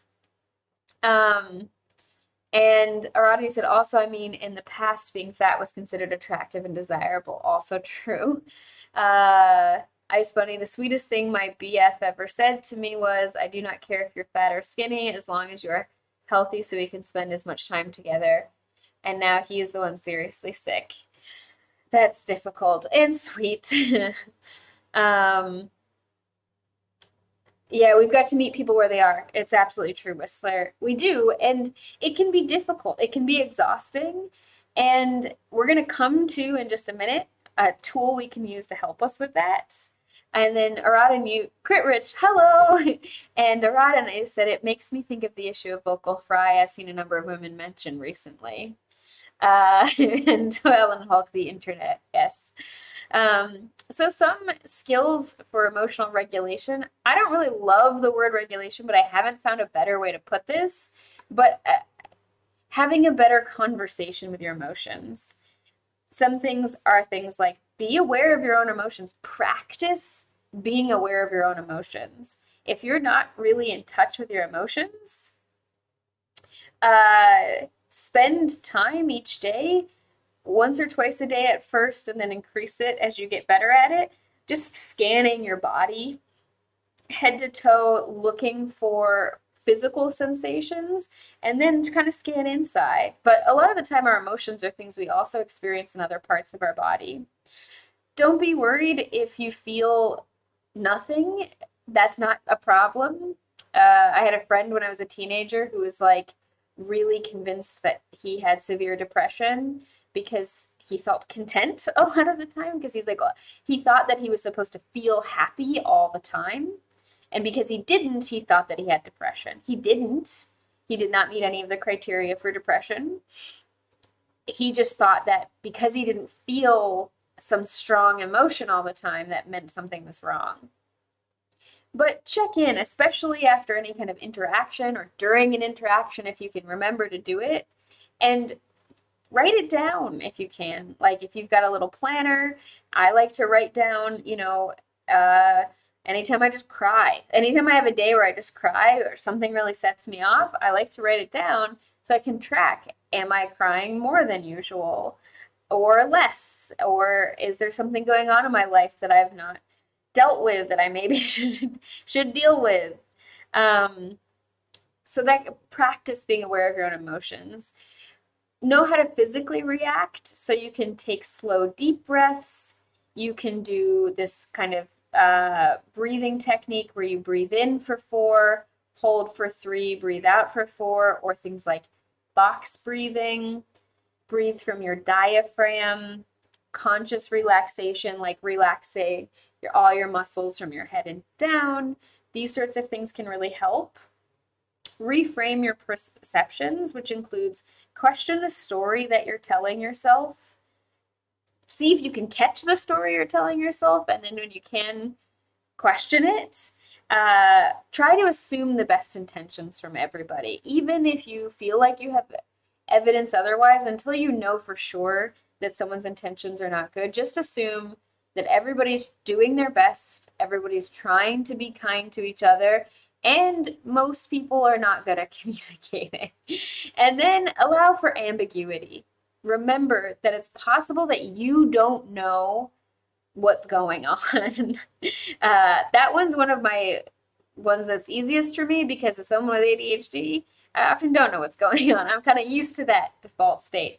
And remember, this is a challenge for everybody. It's a skill that needs to be practiced. And let go of the need for perfection. Life is messy. Communication is messy. Everyone fails. It's not about not making a mistake. It's about what you do next. So if something goes wrong, yeah, I changed Consent Fest, the Nightbot. Paladin Hulk, just remembering that everybody's intentions are good. There's I'll be a little bit of a Buddhist monk again for a second. You've probably all seen the like namaste, or people put their hands like this and bow and this greeting. And this is actually a mudra, so like a hand gesture that has particular religious connotations in Buddhism. And this is actually supposed to represent that in everybody's heart there is a pure, beautiful, fragrant lotus flower. And in Buddhism, the lotus flower is this really important imagery because they're these really beautiful flowers, but they grow out of the mud. And they grow out of not always in the most beautiful locations, and they're gorgeous. And they're also edible, especially the lotus root is really delicious and really healthy. And they're these really beautiful flowers, and they're supposed to represent like overcoming suffering and adversity. And they're kind of the symbol of Buddhism, depending on which lineage of Buddhism you're looking at. Like the world is supposed to be a lotus flower, or like if you get reborn in the Western paradise, not my lineage of Buddhism, different lineage, you would be born into this like lotus flower pod. Anyway, the idea is when you do this, it's supposed to be a reminder that we show each other the sort of flower in our hearts and to remember that everybody, no matter how awful they may seem, has this pure, fragrant lotus flower in their hearts. And when you're struggling to interact with somebody, trying to interact with that flower in their heart rather than the things that are on the outside, covering up that flower, can really help. That's something that's always helped me, is that sort of imagery of remembering that, so that I can kind of remember to be nice to people who I'm really angry at. It's hard, especially if I feel like the person's hurting other people, but we'll come to a tool in just a minute that can help. The other thing to remember is that other people's emotions will impact you as well. It's part of being human. You want to cultivate the ability to create some distance psychologically and emotionally from people when necessary. There are times when people are telling me about things that I don't have the capacity to really support them. So I know how to distance inside a little bit. Compartmentalize is a good way to think about it. Having some ability to do that is really helpful. And then it's also important to remember that in communication, when necessary, you can take a break. You can get some air. You do not need to just stay forever in a conversation just because someone wants to keep having it. If you feel at your capacity, if you feel like you're wiped out, you are always allowed to say, I can't, this is an important conversation and I'm glad we're having it, and I need to take a break. No person is island except nice from Paladin Hulk. So then a couple other additional considerations. When all else fails, you can always remove yourself from a situation, and whenever possible, give the other person or people a clear idea of when you will return to the conversation, or at least that you want to. So then let's look at another tool for something that we can help, and it's goals. The next idea is goals. So let's think about it. What goals can we have in an interpersonal situation, and what can go wrong with those goals?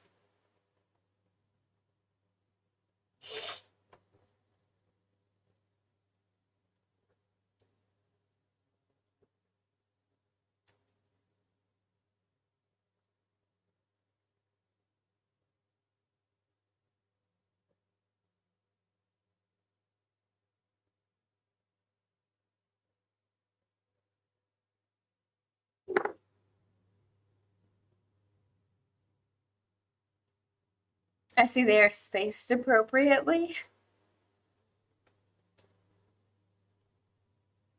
Paladin Hulk, we can't change other people, so goals involving them are tricky. Ideally, goals are something you can achieve yourself. Yeah.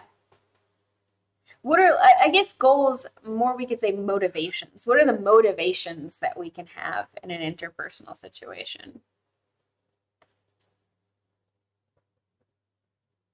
Conveying clearly what we want to say. Mm-hmm.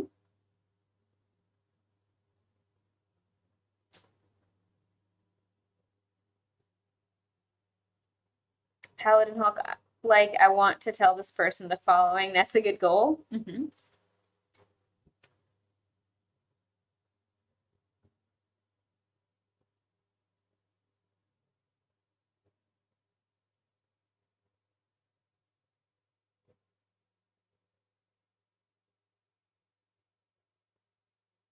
Helen Hulk, when you get into I want them to care about X, that's a bad one. Yeah, for sure. Trying to control other people is tough. Rodden, you can't control how they respond, but we control how we convey what we want to communicate. Definitely.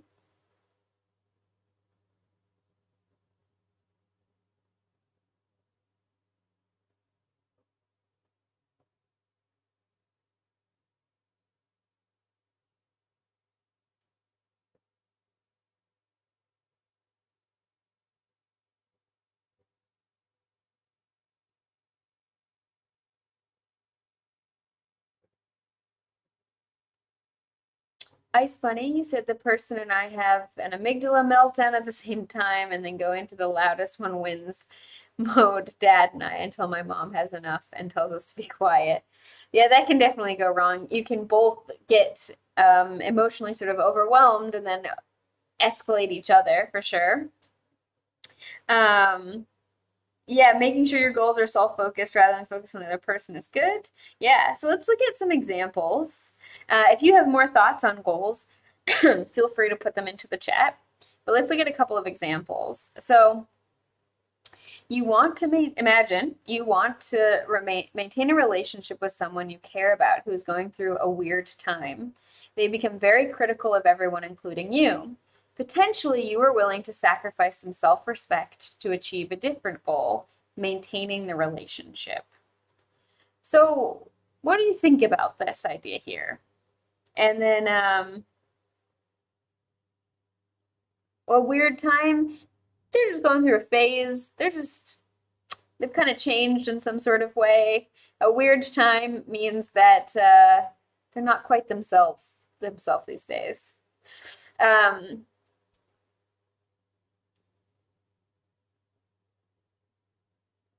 And Ice Bunny said, I have yet to learn not to jump on my dad's ADHD symptoms. It's difficult. It's difficult, especially if you have ADHD as well. Yeah.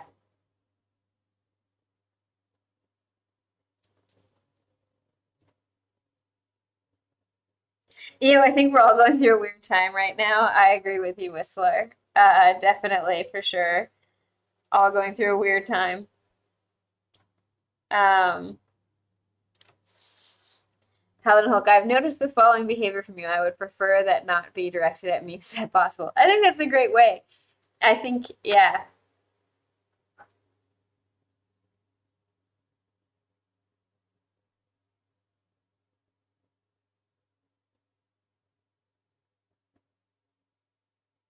So we can have a situation where we choose to tolerate, like, let's just say with our bosses, for example. A lot of us tolerate behavior from our bosses that we would not tolerate from friends or family because we want to keep our job. And we're willing to sacrifice some self respect in order to keep our job. Now, should we have to? No. In a better world for workers, we would not have to sacrifice our self respect in that sort of way, but we can think about this. Let's look at another example that might be a little bit easier. You just moved and have a new washing machine. Your partner starts the laundry. Later, as you are taking things out of the machine, you see that your favorite shirt has been ruined. Your instinct would be to say, why didn't you put the laundry in protective bags? Look what happened. How could we use awareness of emotions and goals to think of something better to say? What is our goal here? Oh, and Aradin, you said, you seem aggravated lately. Is there something causing it that I can help with? Yeah, I mean, you did a very good job with the you seem aggravated lately. Okay, so why would you put laundry in protective bags? This is a thing that everybody does in Japan and a lot of the world where you buy laundry bags that you put the laundry inside of bags that you zip up and then you put them into the machine so that they don't get everything doesn't get twisted around each other or that like a lot of washing machines have agitators in the middle, like a thing that just like moves back and forth to move the water, and things can get wrapped around that or whatever. And so protective bags are pretty common. I've used them forever. Sometimes I forget that not everybody uses them. But with delicate laundry, you can put it especially into bags. Or like if you're washing like bras or something, you put them into bags so that they don't get like super stretched out or twisted. Um,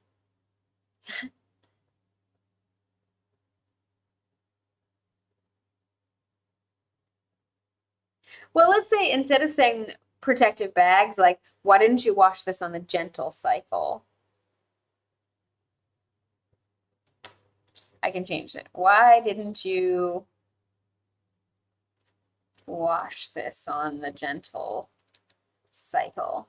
That might be a better question.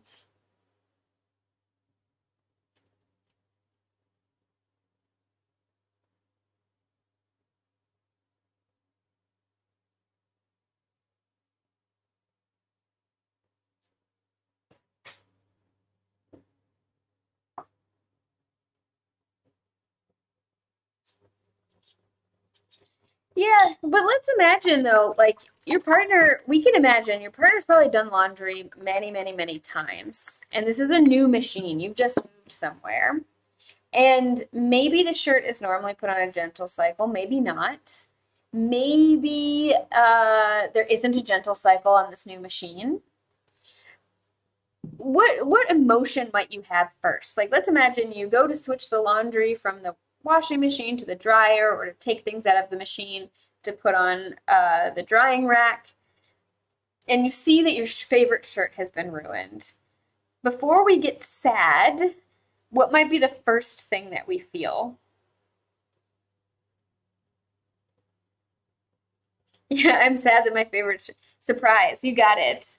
Auden. Usually, the first thing we're going to feel is surprise because it's unexpected that a shirt we've probably washed many times got ruined, and we weren't expecting that. And surprise is a sneaky emotion that we experience a lot, and we don't always catch it, and we don't always listen to it. And when we don't catch it and we don't listen to it, we can then take the information the other emotions that come after give us and kind of go off in a different direction with them. And surprise, if we can catch that surprise and stick with it a little bit longer than just like the tiny moment it's there, that can actually help us communicate better.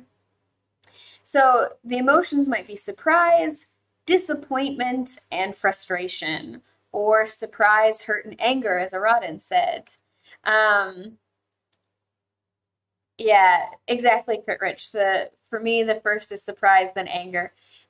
Like I said earlier, you may have missed it, is things like anger are often secondary emotions, and the first emotion being hurt. Or surprise can come first, and then anger, or hurt, or disappointment. We often have these first emotions that happen so fast we don't even realize we have them, and then we get secondary or tertiary emotions that come after those. And if we're not catching the primary emotions, we sometimes misinterpret the source of the secondary and tertiary emotions. Because remember, emotions are how our brain communicates with our mind to give us information about how we should respond to something.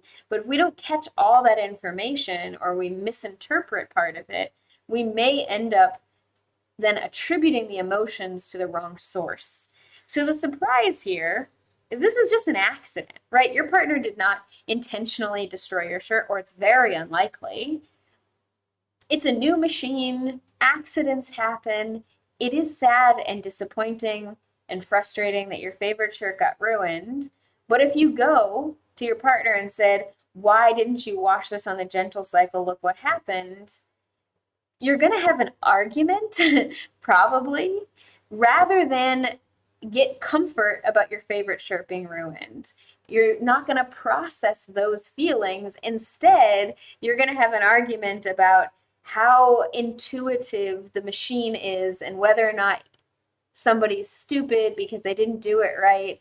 And then you're both going to feel worse afterwards. Maybe you won't do this, but this is a common thing to happen. And then I agree, Paladin Hulk. I wouldn't get angry though. It's just a shirt. But for some people, you know, these feelings can be strong and they can really self-escalate or start telling yourself a story. Like you might say to yourself, I can never trust my partner to do anything because look what happens. That's a really common shit thought that a lot of us will have when something goes wrong. And it's untrue, first of all, or unlikely to be true that you can never trust them with anything. But if you have that thought and you're feeling sad and angry about something, suddenly it can become a lot bigger. And then suddenly we can be reacting to our partner or our roommates or our friend or our family member as though it's true that we can never trust them with anything and that we hold a ton of resentment, when in reality, a shirt got ruined. It happens. It's life. And as Ice Bunny said, but can the ruin not come from all the washing? I just have to throw out my favorite top and the KonMari thing to tank the item helps me to let go. Yeah, because things fall apart. Things get damaged over time. Things decay. That's the natural state of things. And yet, we can get caught up, right?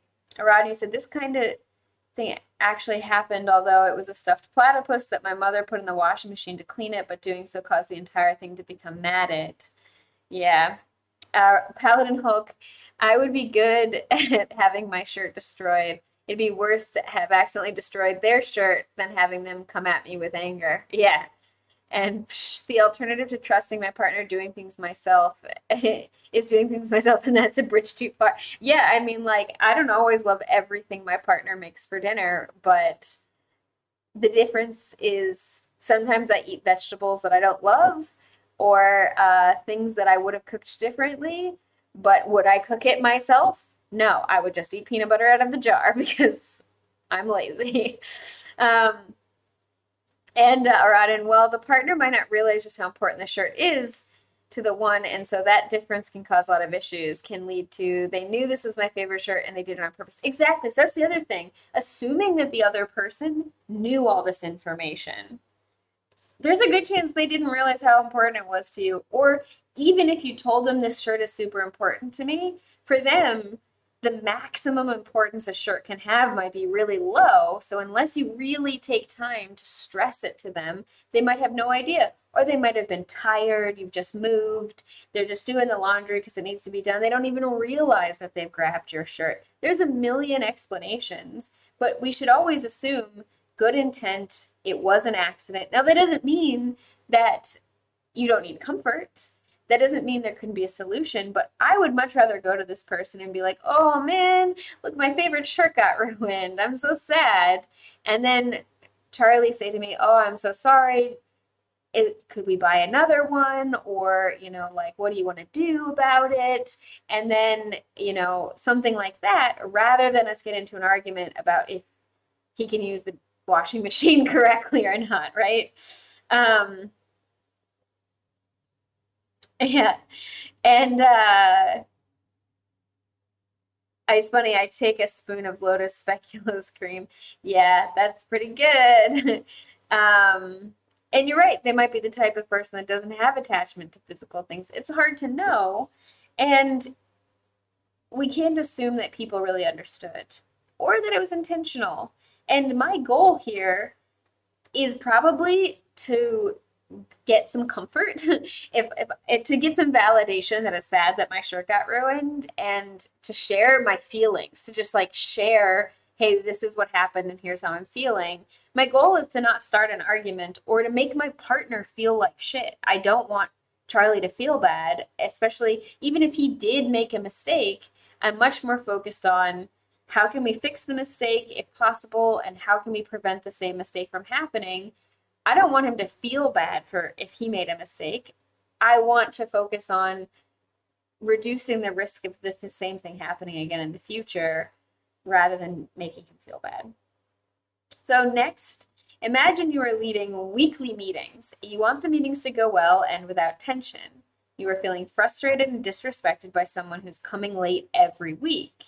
You know they aren't coming late because of some private personal issue or disability. How might you handle this situation differently depending on the goal you have?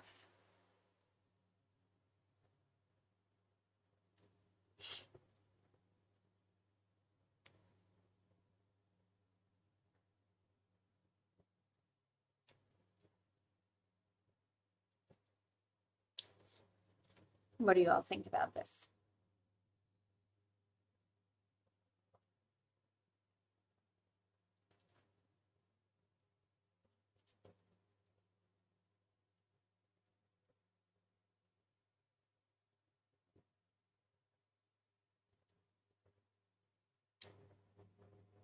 Yeah, you're leading the meetings, and is the person someone that answers to you, or are they your boss? So they're not your boss, just imagine they're a person on your team.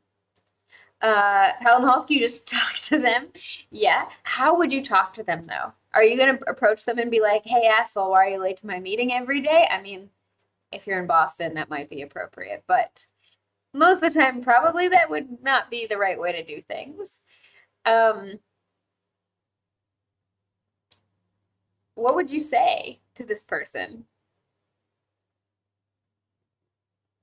Tell them the meeting starts 15 minutes earlier than it actually does.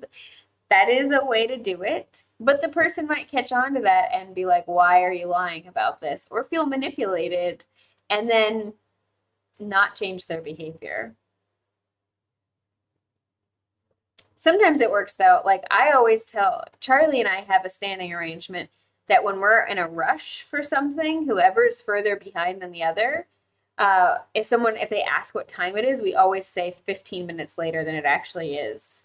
But that's part of our like consent agreement with each other. Ice Bunny said, educators have so many meetings for the sake of meetings, and I may ask if there is a thing with the public transport. Yeah, that's true. Paladin Hulk, hey, I've noticed you've been coming in late for the meetings I've been running. What's going on? I hope it's not because you think I'm doing a bad job. Yeah, I think that's good. Maybe the bad job part I would be careful with, because you might get into a different conversation than the one you want to actually have, because you might get too focused on that. But I think the first part, I've noticed you've been coming in late for the meetings that I'm running. What's going on? Perfect. That's like pretty textbook, the skill that I would want to see people use. So we have here, I'm going to kind of summarize.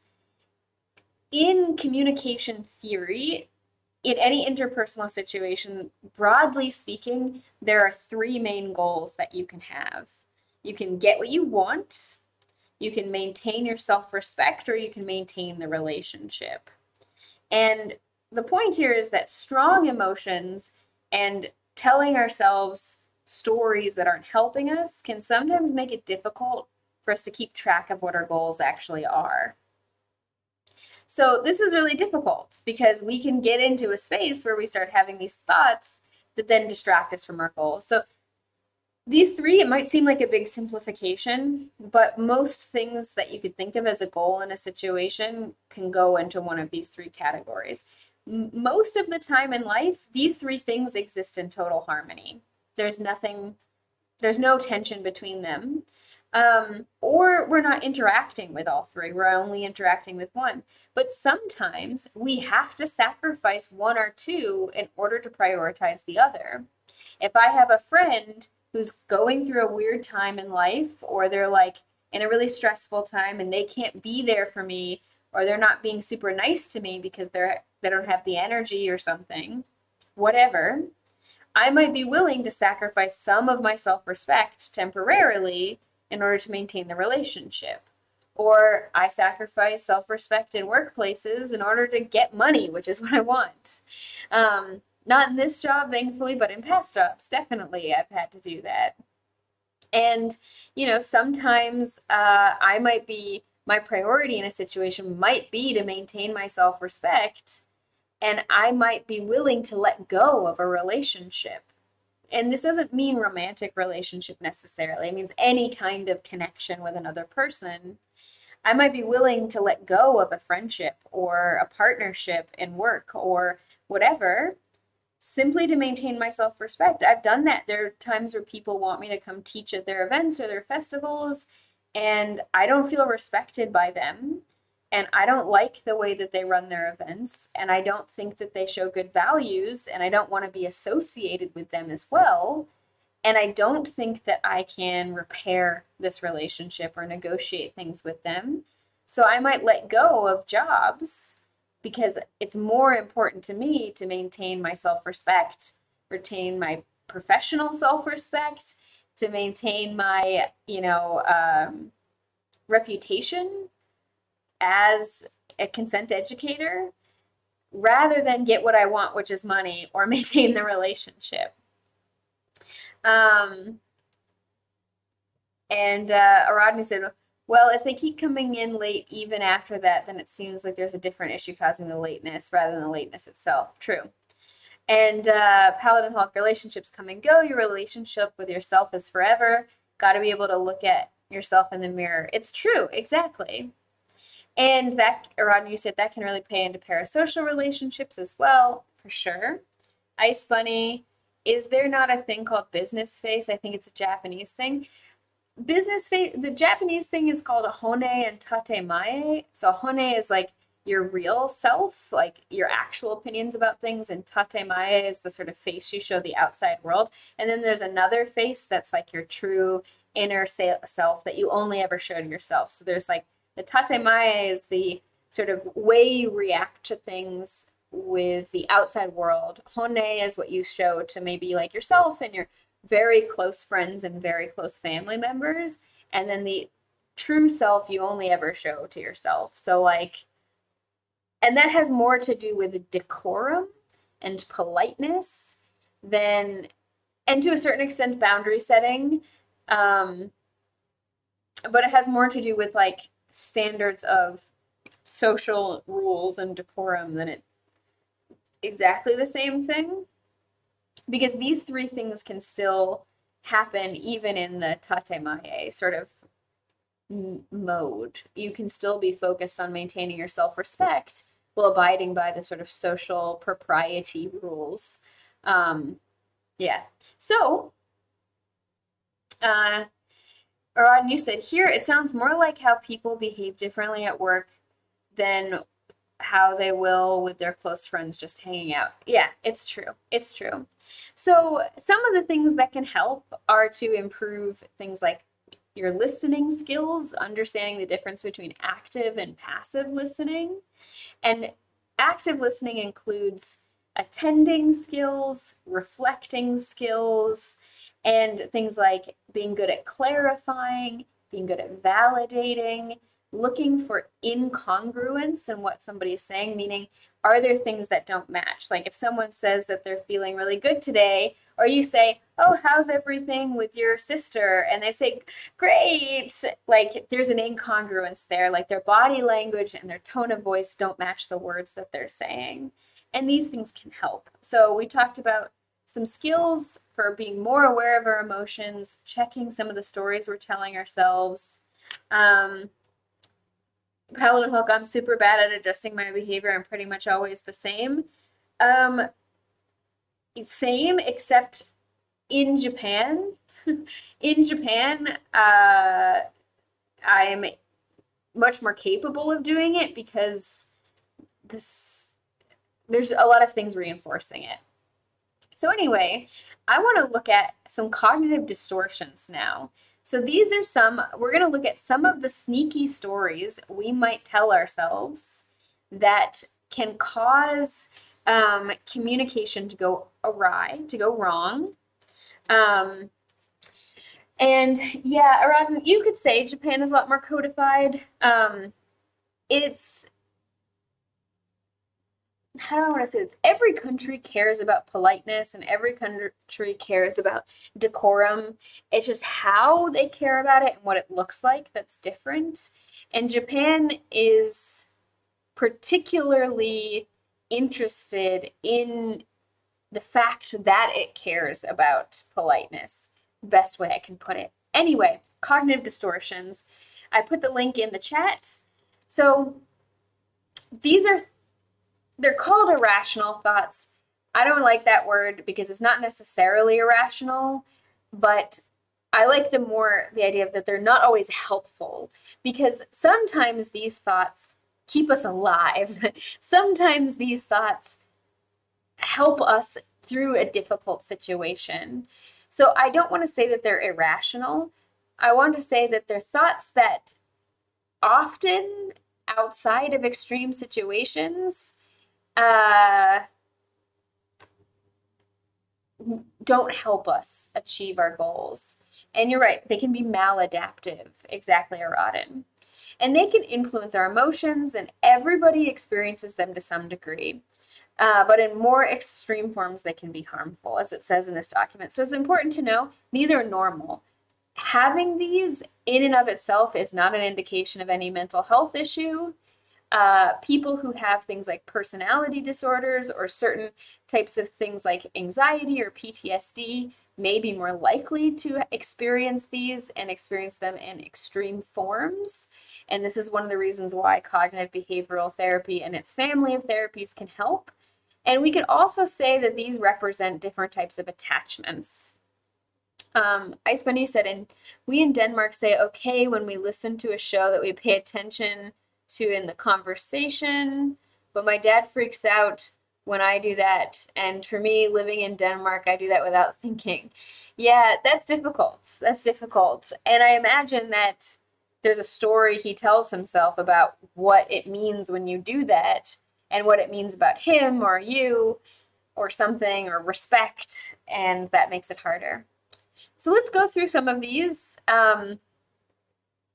and talk about some antidotes to them as well. And one of the first questions you can always ask yourself about any of these kinds of thoughts, if you catch yourself having them, is it helpful? Realistic is a little harder because we may genuinely really feel it, but you can always ask yourself, is this thought helping me? Is this thought actually making my life easier or harder? And if it's making it harder, do I want to change it?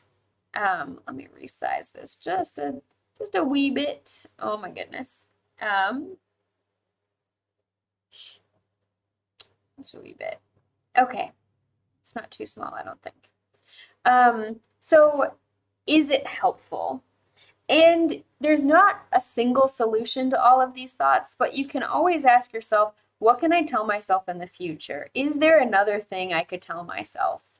And so this handout I sent to you includes a lot of copies of this.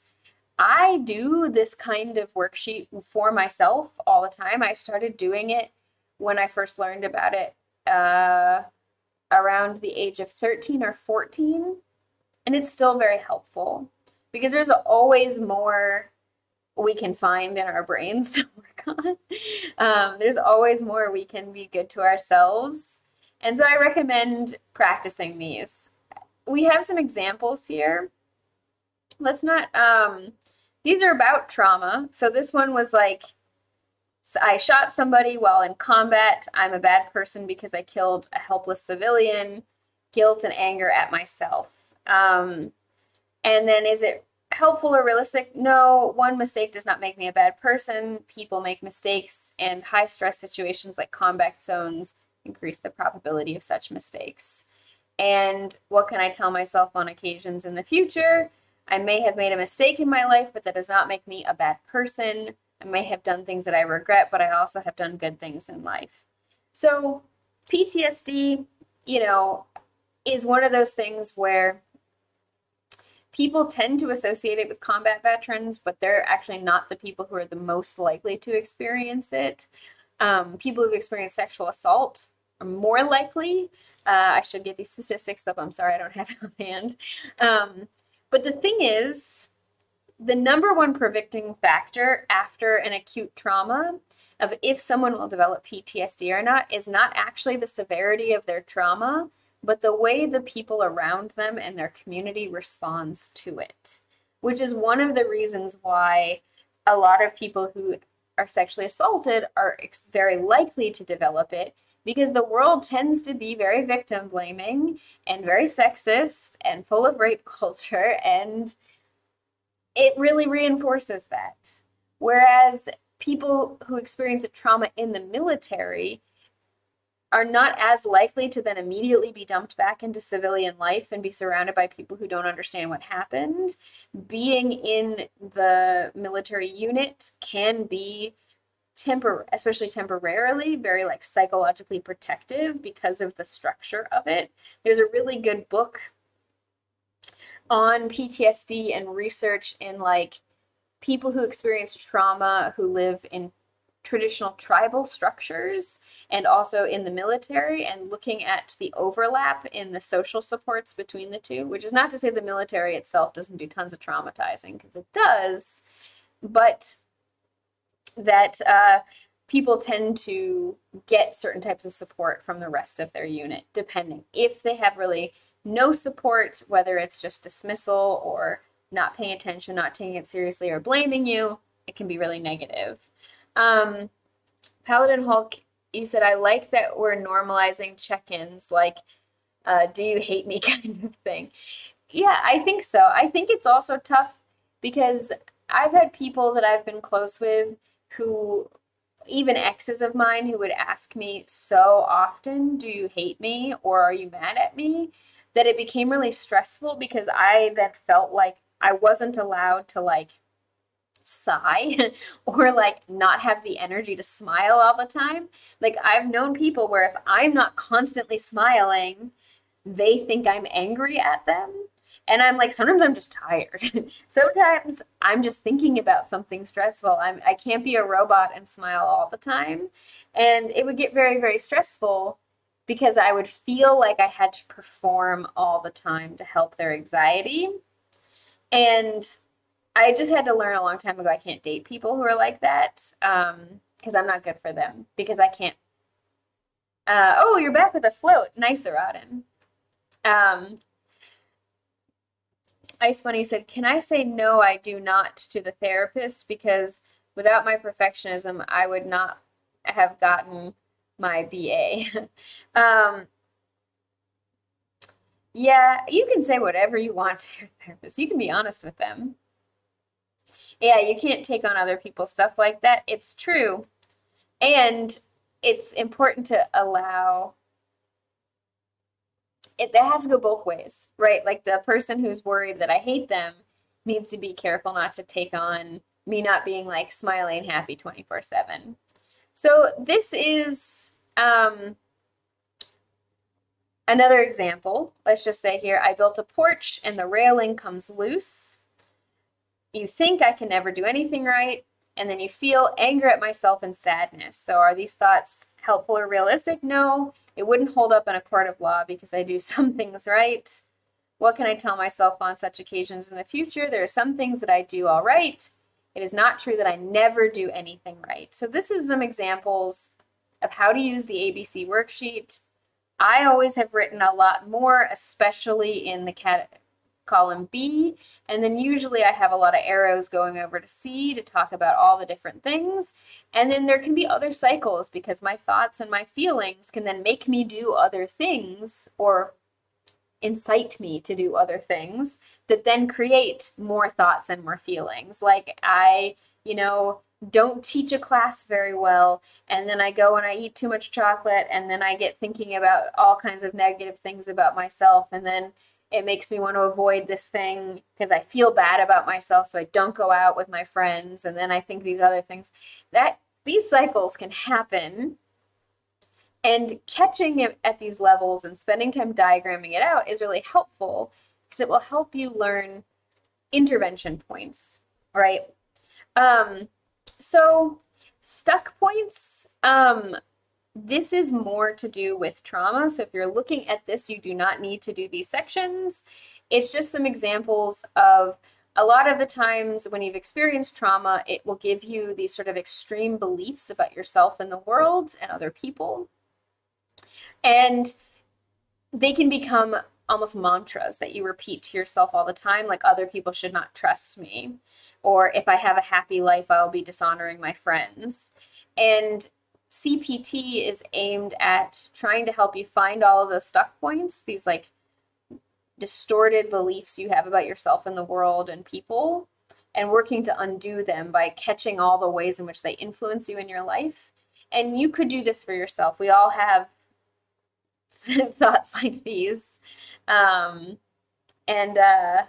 Ice Bunny said, my dyslexia was first diagnosed in November 2019, so I had no accumulation. So I knew that my spelling, I knew that my spelling would downgrade me, so all the other things should be 150% good. Yeah, I mean, that's difficult. I think that that's not an inaccurate assessment of the world, whereas like, if you don't have disability accommodations in school, if there aren't like good protections for things like dyslexia, then you are in a position where you do need to be better than everybody else in order to just pass. So let's look at the cognitive distortions. And I'll go for about 30 minutes more and then I'm going to want to stop. So we have the first one here is magnification and minimization. So exaggerating or minimizing the importance of events or aspects of events. You might believe that their own achievements are unimportant or that your mistakes are excessively important. So if I do something that, say, hurts my partner's feelings, right? It happens. We all occasionally say things that we don't exactly mean, or we don't speak clearly, or we think we're making a good joke and we actually just hurt someone's feelings. I might then magnify that moment of hurt feelings and then start to tell myself that, like, I've ruined the relationship. Or I might minimize all of the ways in which, I've made my partner happy and laugh in the past, and just start to say, oh, look at how much I've hurt them. Like, let's say, I forgot someone's birthday. Well, it happens. Life gets busy. Sometimes you lose track of what day it is. And if I start telling myself I'm the worst friend ever, look, I forgot my friend's birthday, and start forgetting all the ways I've been there for my friend, I'm likely to feel pretty bad about myself. And that might also then cause me to back away from the relationship because I'm so convinced it's going to fail or that it's already failed. And I'm afraid of the things that might confirm that, or I'm afraid of doing more damage or anything like that. And so then this is going to affect, remember, this cognitive triangle. And you're right around it. If I blow this meeting, my career is ruined. If I don't word this email perfectly, then this relationship and connection is going to be ruined. Especially if we have bad examples in our past of things going wrong, like a bad meeting really hurting the effects of something, even if it was just in school. Like if you did a bad presentation once in school and you got an F, or you like got a really bad mark, that can carry into the rest of your life. I've had clients where they were technically English language clients, and I got in to meet with them and I'm like, you don't need English help, you need therapy, because they had like one meeting at the beginning of their career where they completely failed. And now they have so much anxiety about making presentations that their like ability to speak coherently completely shuts down, because they start telling themselves it's going to be so bad, everyone's going to laugh at me, I'm going to embarrass everybody. And they start having all of these things, even though they have so much more evidence that they're capable of making good presentations, because they have. I had a client who would throw up before every time he had to make a presentation because of this exact situation. And an example of this is catastrophizing, seeing only the worst possible outcomes of a situation. We can do this a lot. Something small goes wrong and we think it's the end of the world, right? Or we think that everything is ruined. And catastrophizing, we always need to ask ourselves, do I actually have any evidence that this could go wrong? Or let's say that the worst possible thing did happen. Does that actually mean A, B, and C? And most of the time it doesn't. Next, we have overgeneralization, making broad interpretations from a single or few events. I felt awkward during my job interview. I am always so awkward. So you can imagine these kinds of words like always, anytime we get into something like all or nothing thinking down here as well, thinking in I gotta scroll down, I think. For you all to be able to see this. No. No. Let me make this bigger because you can't see all the bottom. There we go. All or nothing statements. Always, never, every, any of these kinds of like global words. If you are having those kinds of thoughts, probably it's a cognitive distortion. It's not always a cognitive distortion. Like you could say, there is always some risk when interacting with the police. That's not a cognitive distortion. There is always, or, there's never anything wrong with, going to bed on time or something. Like, we can say some of these, they're not always cognitive distortions, but they should make us double check. Yeah, Rodden, I made a mistake. Now everyone's going to hate me forever. Never say never, always say always. No, that's not right. I don't trust the government. That is valid these days. Yeah, Rodden. And this is, again, we want to be careful with these ideas. Another one here is magical thinking, the belief that acts will influence unrelated situations. I am a good person, bad things shouldn't happen to me. This is also an example of the just world theory, like just world fallacy. And I'll just give you all the Wikipedia for it because it's pretty good. This is a cognitive bias. A cognitive bias is different from a cognitive distortion. Cognitive distortion is a different type of error in thinking. Cognitive biases are things that happen as a result of our brain's architecture. Yeah, if you have a ritual before exams. Now, a ritual is not necessarily wrong because rituals do have power over us, like taking a placebo medication. Taking a placebo medication is effective because of the ritual of putting a pill into your mouth and swallowing it, because of the power that has in our mind. So ritual is something you can intentionally use to create better outcomes and things, because ritual is incredibly powerful. But like,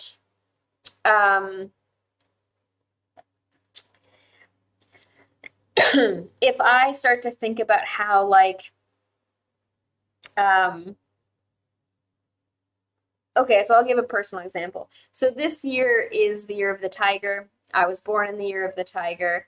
In Chinese astrology, every 12 years, when it's the zodiac animal that you were born under, it's considered your curse year. And it's supposed to be like you'll have really bad luck. It'll be a really difficult year for you. Because you offended the god of age. And I'm a pretty superstitious person, for better or for worse. I kind of get my mind to not be superstitious.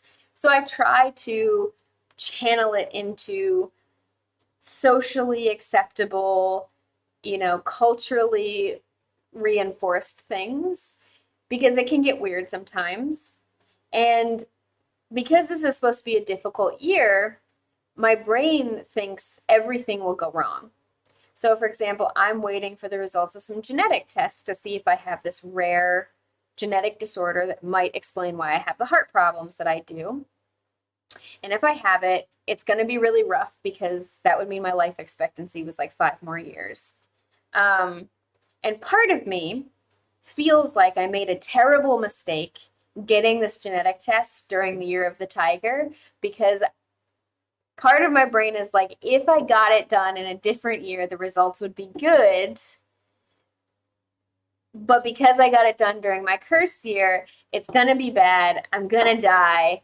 And that's magical thinking. And I know it's magical thinking, and it's really easy for me to put it away because I'm able to say, I'm able to look at myself and say, getting genetic testing is always stressful. Having any kind of health problem is stressful. And the idea of having a health problem that might mean I have a very small life expectancy is even more stressful. It's unlikely that I have this health problem, but I could. And part of me wants to feel like I have more control in that situation than I actually do. Because the reality is, life is messy and random, and we can't prevent pain. We can't prevent harm. We can only ever do risk reduction on these things, but things will still go wrong in our lives. And that's terrifying. This is the just world fallacy as well. We want to be able to predict the future. We want to be able to say the future will be like the past. So if somebody has some kind of harm happen to them, like they get into a taxi and their taxi driver robs them and leaves them stranded in the middle of nowhere with no money or cell phone, that's a frightening thing because many of us take taxis fairly often. And so we need to figure out, what did this person do wrong that I would not do that means I am still safe? But in reality, this kind of thing can happen to anybody anytime. And so having genetic diseases, having health problems, disabilities, dying, these are all things that we cannot avoid, right? Like we're all going to die someday, but that's scary. And so my brain is looking for any little thing that could make me feel like I have more control over my life than I actually do. And that's where magical thinking can happen, because I want to believe I am safe from harm. Now, knowing these things makes it a lot easier for me to get to the root of why I have these feelings and why I might get to these thoughts. And then I can talk myself down from that. I can talk with my partner or a therapist or my family or my doctor about my fears related to these things. I should be getting the results sometime in the next couple of weeks. It's been a month already because they're doing a full genome sequencing, so it takes a very long time. And for the most part, the way I realize I have to deal with it is just not think about it that much, because I have no control over what these results are. I either have this mutation in this one gene or I don't. And there's nothing I can do about it. And if I find out that information, I can't change it. Say I do have it. All I can do is manage it. But this magical thinking comes in because, again, you want to feel like you have more control than you actually do. And this can be really similar to certain types of patterns of thinking with OCD, where people can have, because OCD is, in some ways, you could consider it a kind of anxiety disorder, where you have these compulsive, repetitive behaviors that are aimed at reducing the intensity of these feelings, of feeling like you don't have control, like you're not safe, like things aren't correct, like something's going to go wrong.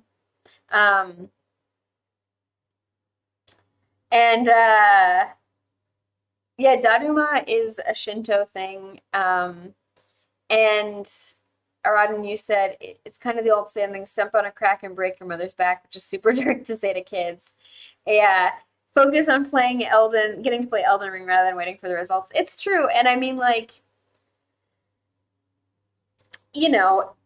whatever. It is not necessarily the case. Even if I have it, it's not a guarantee that my life expectancy would be 40.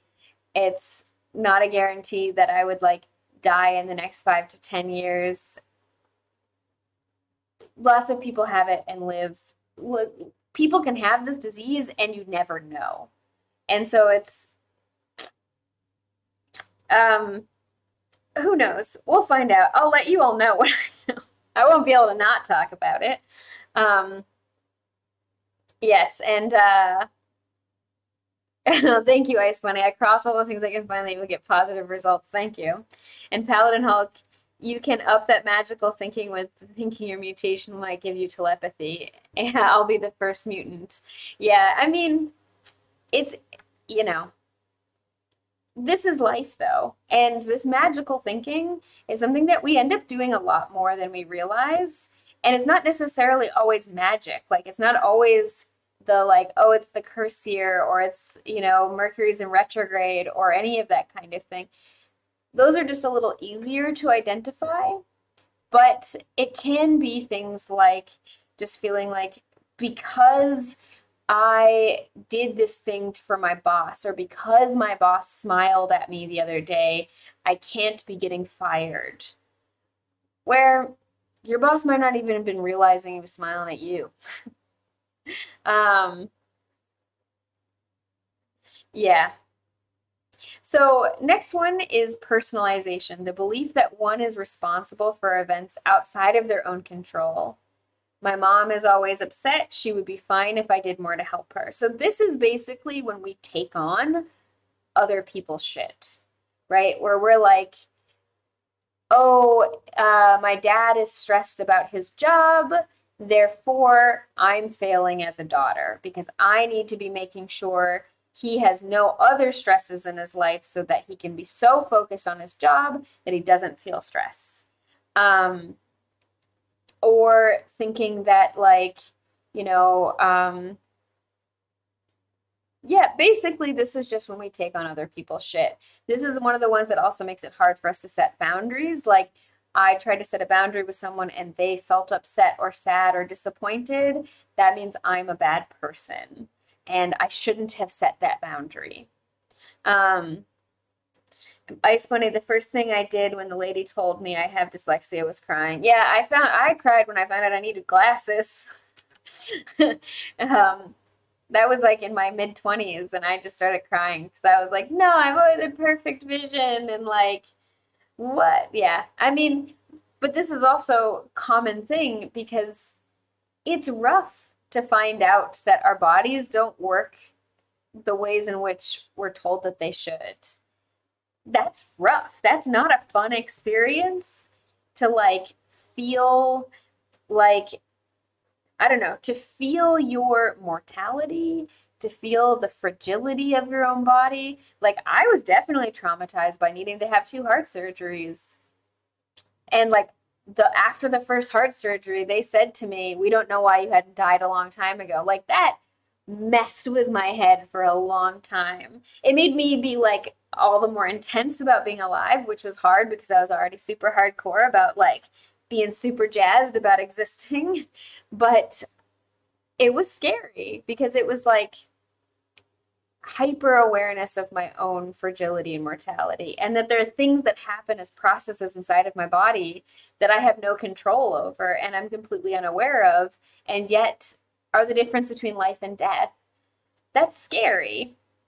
And if my family and friends feel upset about it, I can't take that on as well. I can't do the personalization thing and think, okay, so I have to keep myself in perfect health and always eat salads and never have junk food and never drink alcohol and do this and that and the other, because that will either protect me. That's another great example of the magical thinking. The belief that if you do everything right, you will not get sick. You can see that with some people who are like, I am a marathoner and I eat really healthy and I do this, that, and the other, so I'm not afraid of COVID. COVID can't hurt me. Well, that's not how it works. There are things that increase the risk of having a bad outcome from COVID exposure, but there's a ton of it that's just completely random and there's nothing that you can do about it.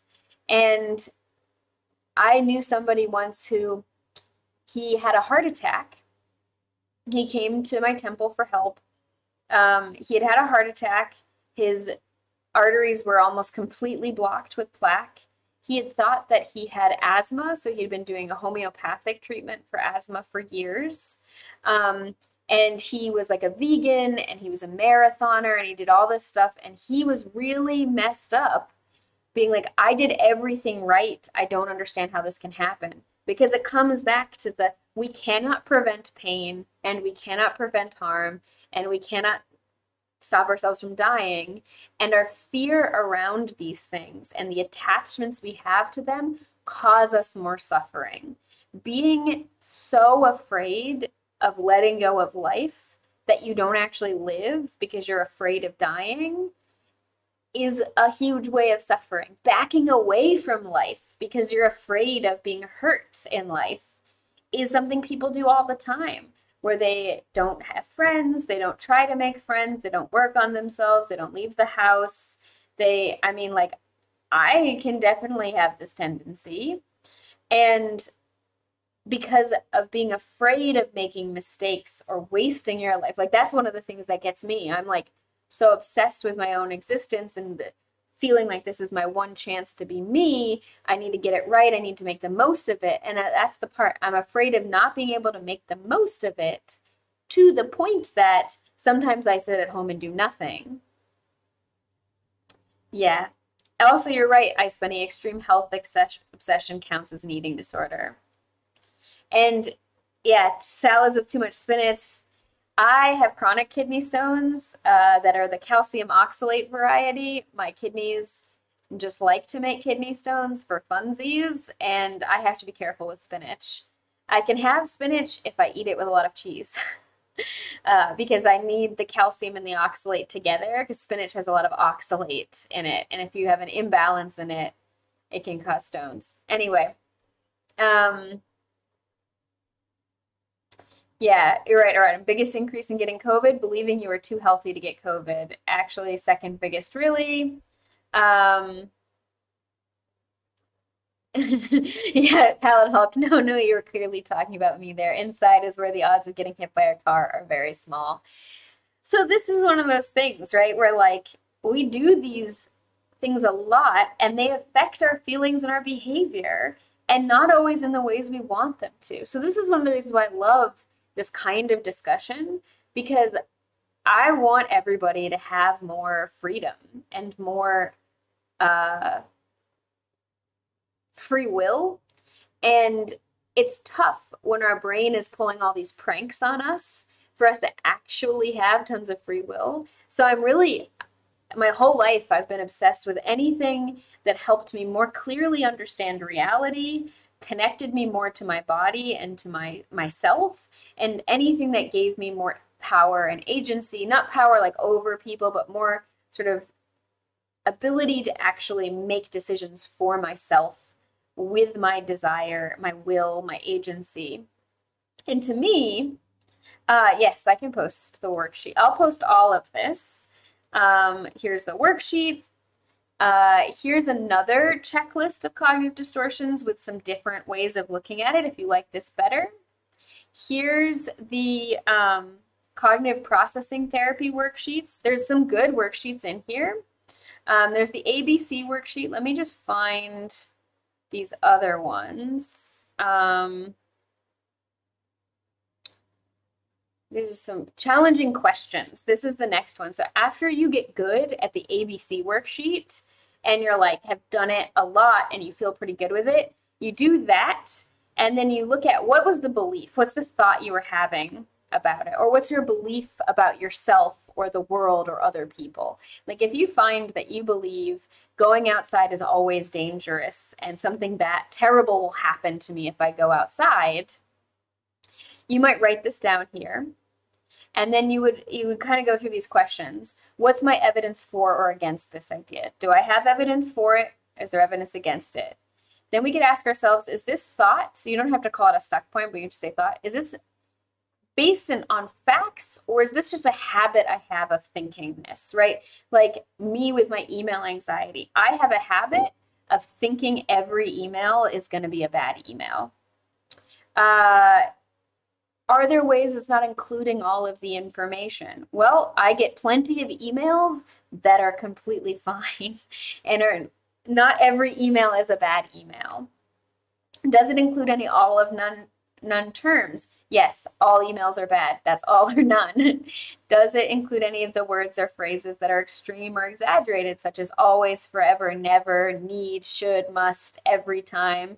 Yeah, I would think this is going to take me an extreme amount of time to write. I always will feel bad after reading the email. I'm going to have to sacrifice my whole day to read and respond to this.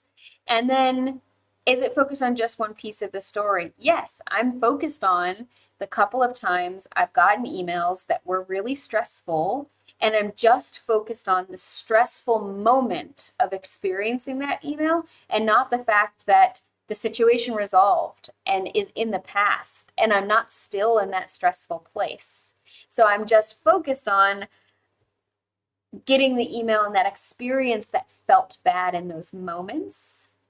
And I forget that other things can be good. Also, or on the email you sent me was great. There was no problem. I just have to respond to it. Sometimes I like to talk about email anxiety, but I always want to stress that if you send me emails, you're not hurting me or doing anything wrong. Just most of the time I'm busy and it takes me time to get to all of them. Okay, so where did the stuck point come from? Is it a dependable source of information? No, it's me when I'm panicking. That's not a dependable source of information.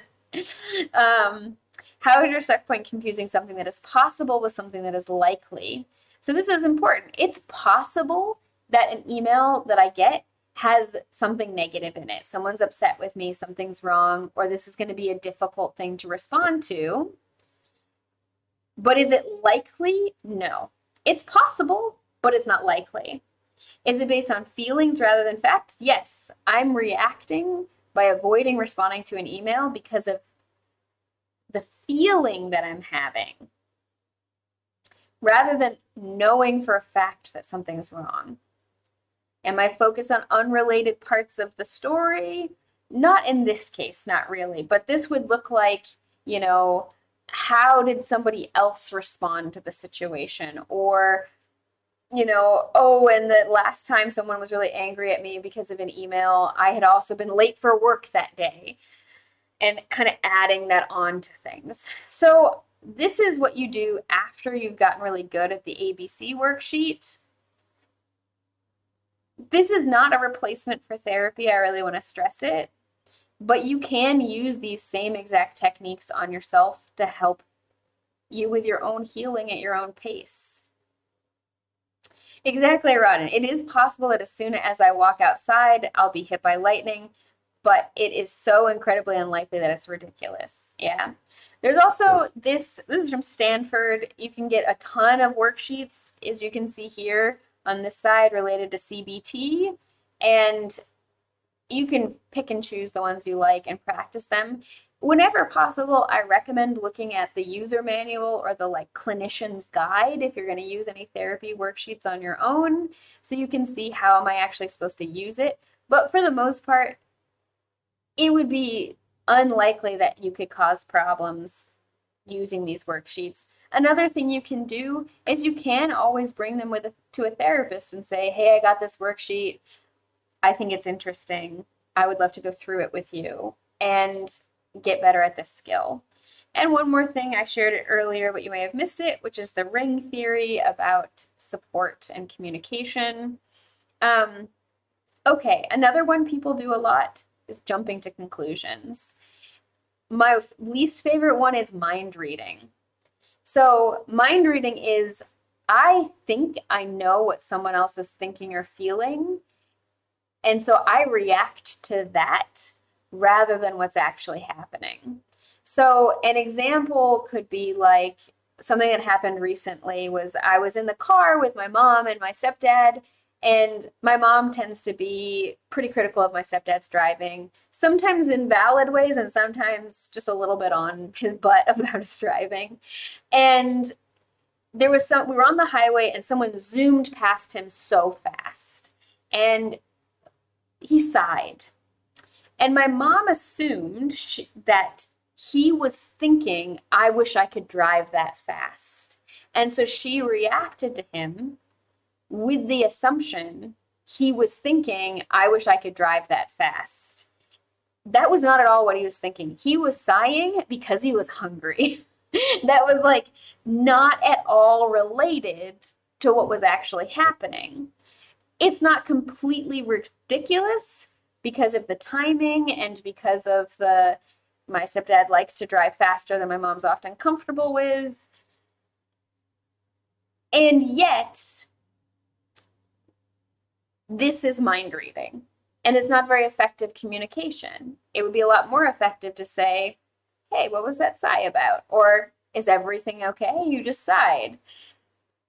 And base it off of that rather than assuming you know what someone else is thinking and reacting to that. So jumping to conclusions, as it says here, is broadly interpreting the meaning of the situation with little or no evidence. So that's what my mom was doing. She had a little bit of evidence. He sighed right after this guy flew past us, but that's not really enough to know for sure that he's thinking, I wish I could drive that fast.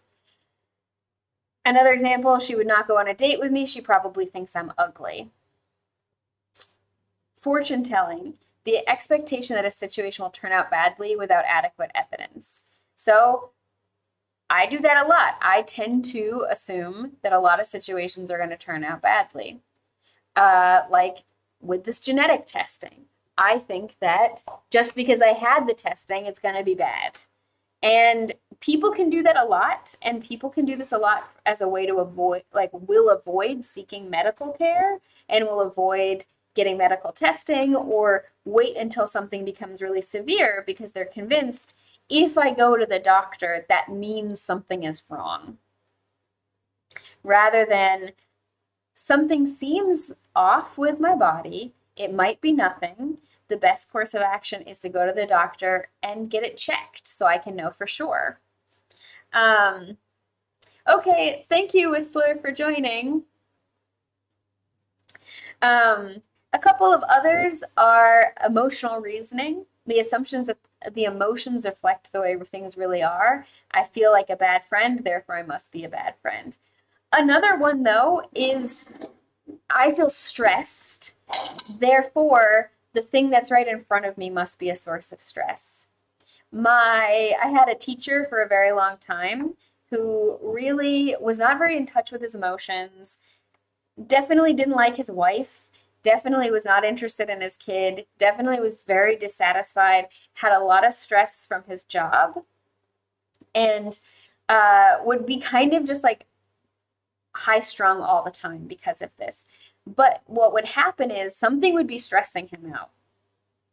But then he would see, I had made some mistake or something wasn't perfect, and he would take all of that stress and react and assume I was the source of it, even when it didn't make any sense whatsoever or was completely out of proportion, because he was using emotional reasoning. He felt stressed and therefore assumed whatever was in front of him must be the source of stress, or he felt angry, or he felt powerless.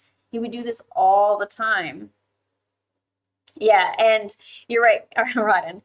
Cough, if we stop testing for COVID so much, it means we'll get less positive results, and so COVID isn't as bad as it is cough. Ice Bunny, if the doctor is fat biased, going or not going is about the same. Yes, that is also really true. I have researched symptoms before I have to go and then tell him what he has to do instead of tells me to diet. I mean, yeah, fat phobia in medicine. This is why these things are not universal. Like, you have a ton of evidence that any doctor you see is likely to be fat phobic, regardless of if they say it directly to you or not. Therefore, it's not a cognitive distortion to think going to the doctor might not help my problems because the doctor's just going to think I'm fat. Now, there would be limits, right? Like if you started having symptoms of cancer or you were like bleeding out of your butt constantly, you wouldn't want to be like, it's pointless to go to the doctor because they always just blame it on being fat. Because the situation there would so, the seriousness would so exceed this is useless, right? Like they might still blame it on being fat and you need immediate medical attention. So that's where it could be a cognitive distortion. But for the most part, it's not, right? It's an accurate assessment of how messed up reality is to you. Okay, the next one, disqualifying the positive. Recognizing only the negative aspects of a situation while ignoring the positive. One might receive many compliments on an evaluation, but focus on a single piece of negative feedback. I also do this hardcore. I take criticism very seriously. I don't like get defensive about it usually or try to say that somebody's wrong. I just take it really seriously and sometimes too seriously and can get really, really, really sad about it. Um, yeah. Rodden, you said just like there are bad therapists, there are bad doctors for sure. And makes me think of the doctor I went to see as I was worried that my scoliosis was getting worse. They came in for 5 minutes and said, eat better and exercise more and left. Yeah, except getting fat cannot make scoliosis worse. Like, we don't know why scoliosis happens.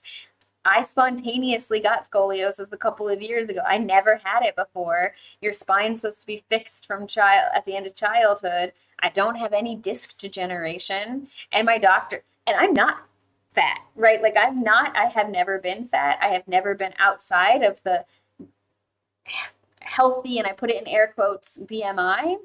And I still will have doctors tell me to lose weight. And like, still have doctors be like, the solution is just to do this. Or like, I have what's called gastroparesis, which means that my stomach muscles partially are paralyzed. It's not exactly that, but basically my stomach doesn't empty quickly enough. So I can get really full after eating like 1 or 2 bites of food and feel really sick if I try to eat any more. And I have a lot of problems. It took me years to get it diagnosed because doctors would assume I couldn't have it because I wasn't like super, super, super skinny. And I'm like, you have to understand, I eat peanut butter. That's like got 1,000,000 calories in it. One of the reasons why I eat it is because I don't want to get super, super skinny because I don't like to eat food because it makes me feel sick. And I try to keep my calories up because I don't want low blood sugar, but they couldn't accept that. This is one of the reasons why I say like fat phobia affects everybody, including skinny people. End rant. Rodney said, Ariana, I think you are just too good at teaching about consent. I think that is the problem you should really work on. Oh, thank you. I mean, I love talking about consent because these things, it's part of every single interaction, even interactions we have with ourselves. And it's not the only thing that matters in every situation, for sure. It's not the only social issue that matters. Like, I would say, like, in terms of my panic amount, I'm way more panicked about environmental issues than I am about consent issues. But environmental issues are also consent issues. So I'm like, this is a great tool for approaching everything. I love talking about consent. I love giving people more freedom and more agency and more ability to process things. Okay. Next one, should statements. The belief that things should be a certain way. I should always be friendly. Remember, these words are just not a good word to have. And then all or nothing thinking. Thinking in absolutes, such as always, never, every, I never do a good job enough, or a good enough job on anything.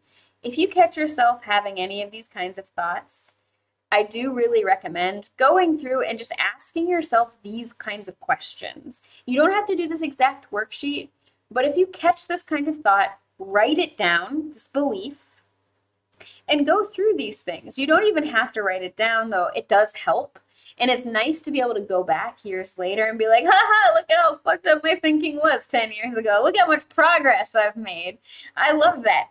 I did cognitive processing therapy for PTSD years ago, and sometimes I don't think I've made that much progress, and then I go back and I look at my therapy worksheets and I'm like, oh my goodness, I'm so much mentally healthier than I was, 7 years ago when I like couldn't leave the house because I was convinced someone was going to try to kill me every day. So I was like, ah.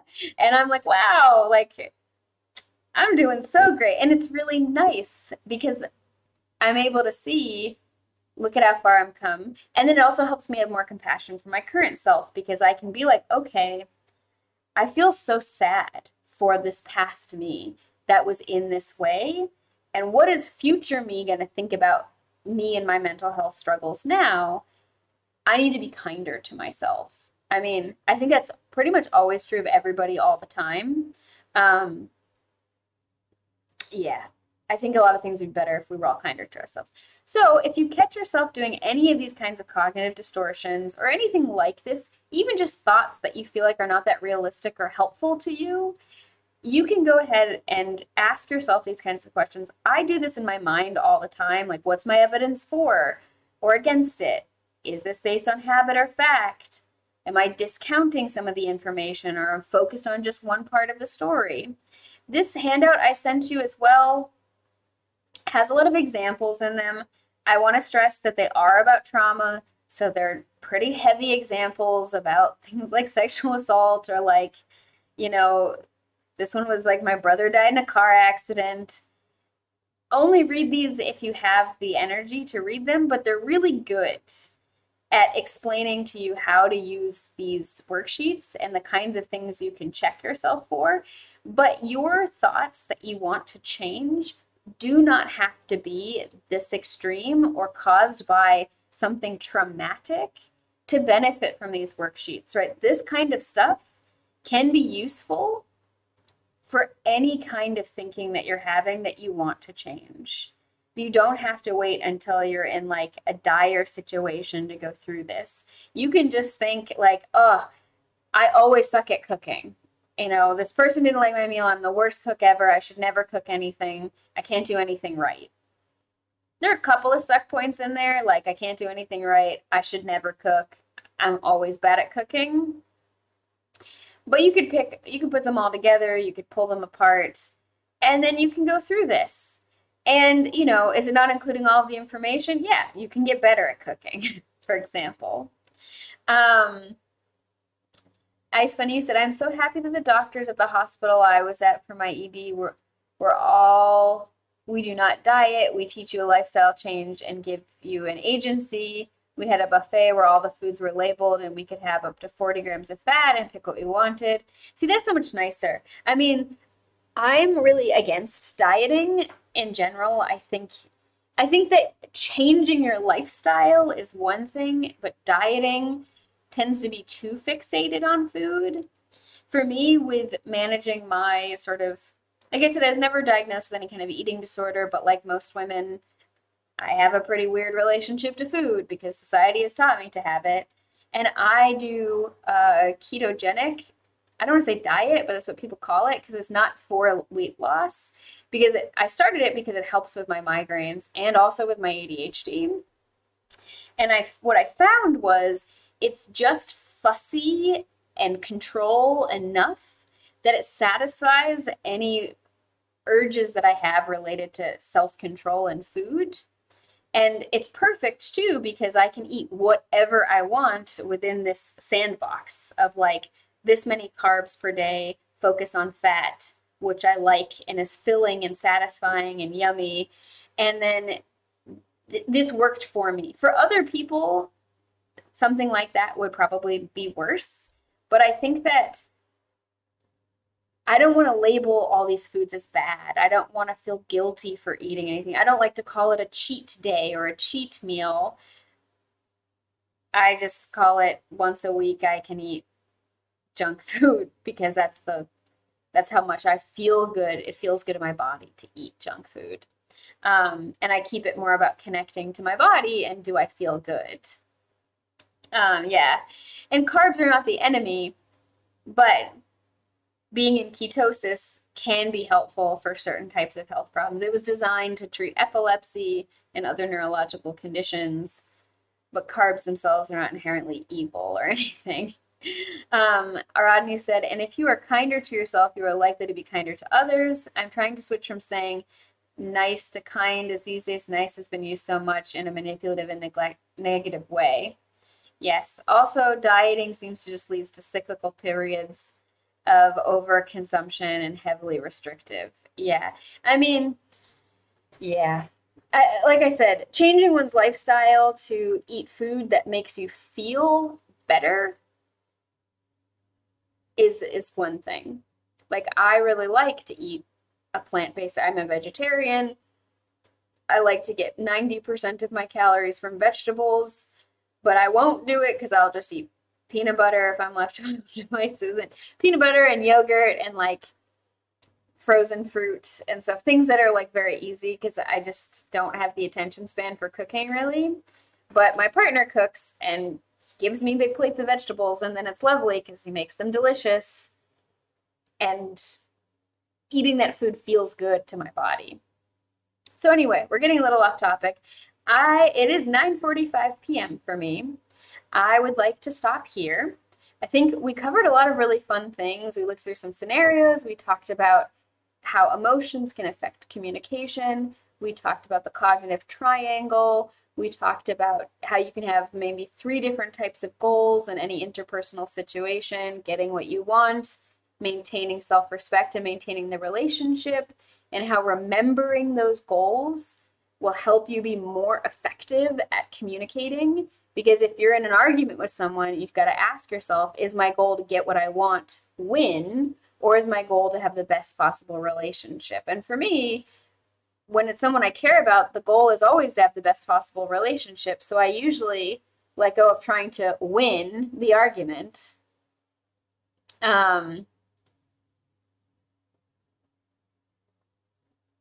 Yeah, I mean, it's funny, people who have really, really severe epilepsy, I mean, keto really was designed to treat epilepsy that wasn't responsive to medication.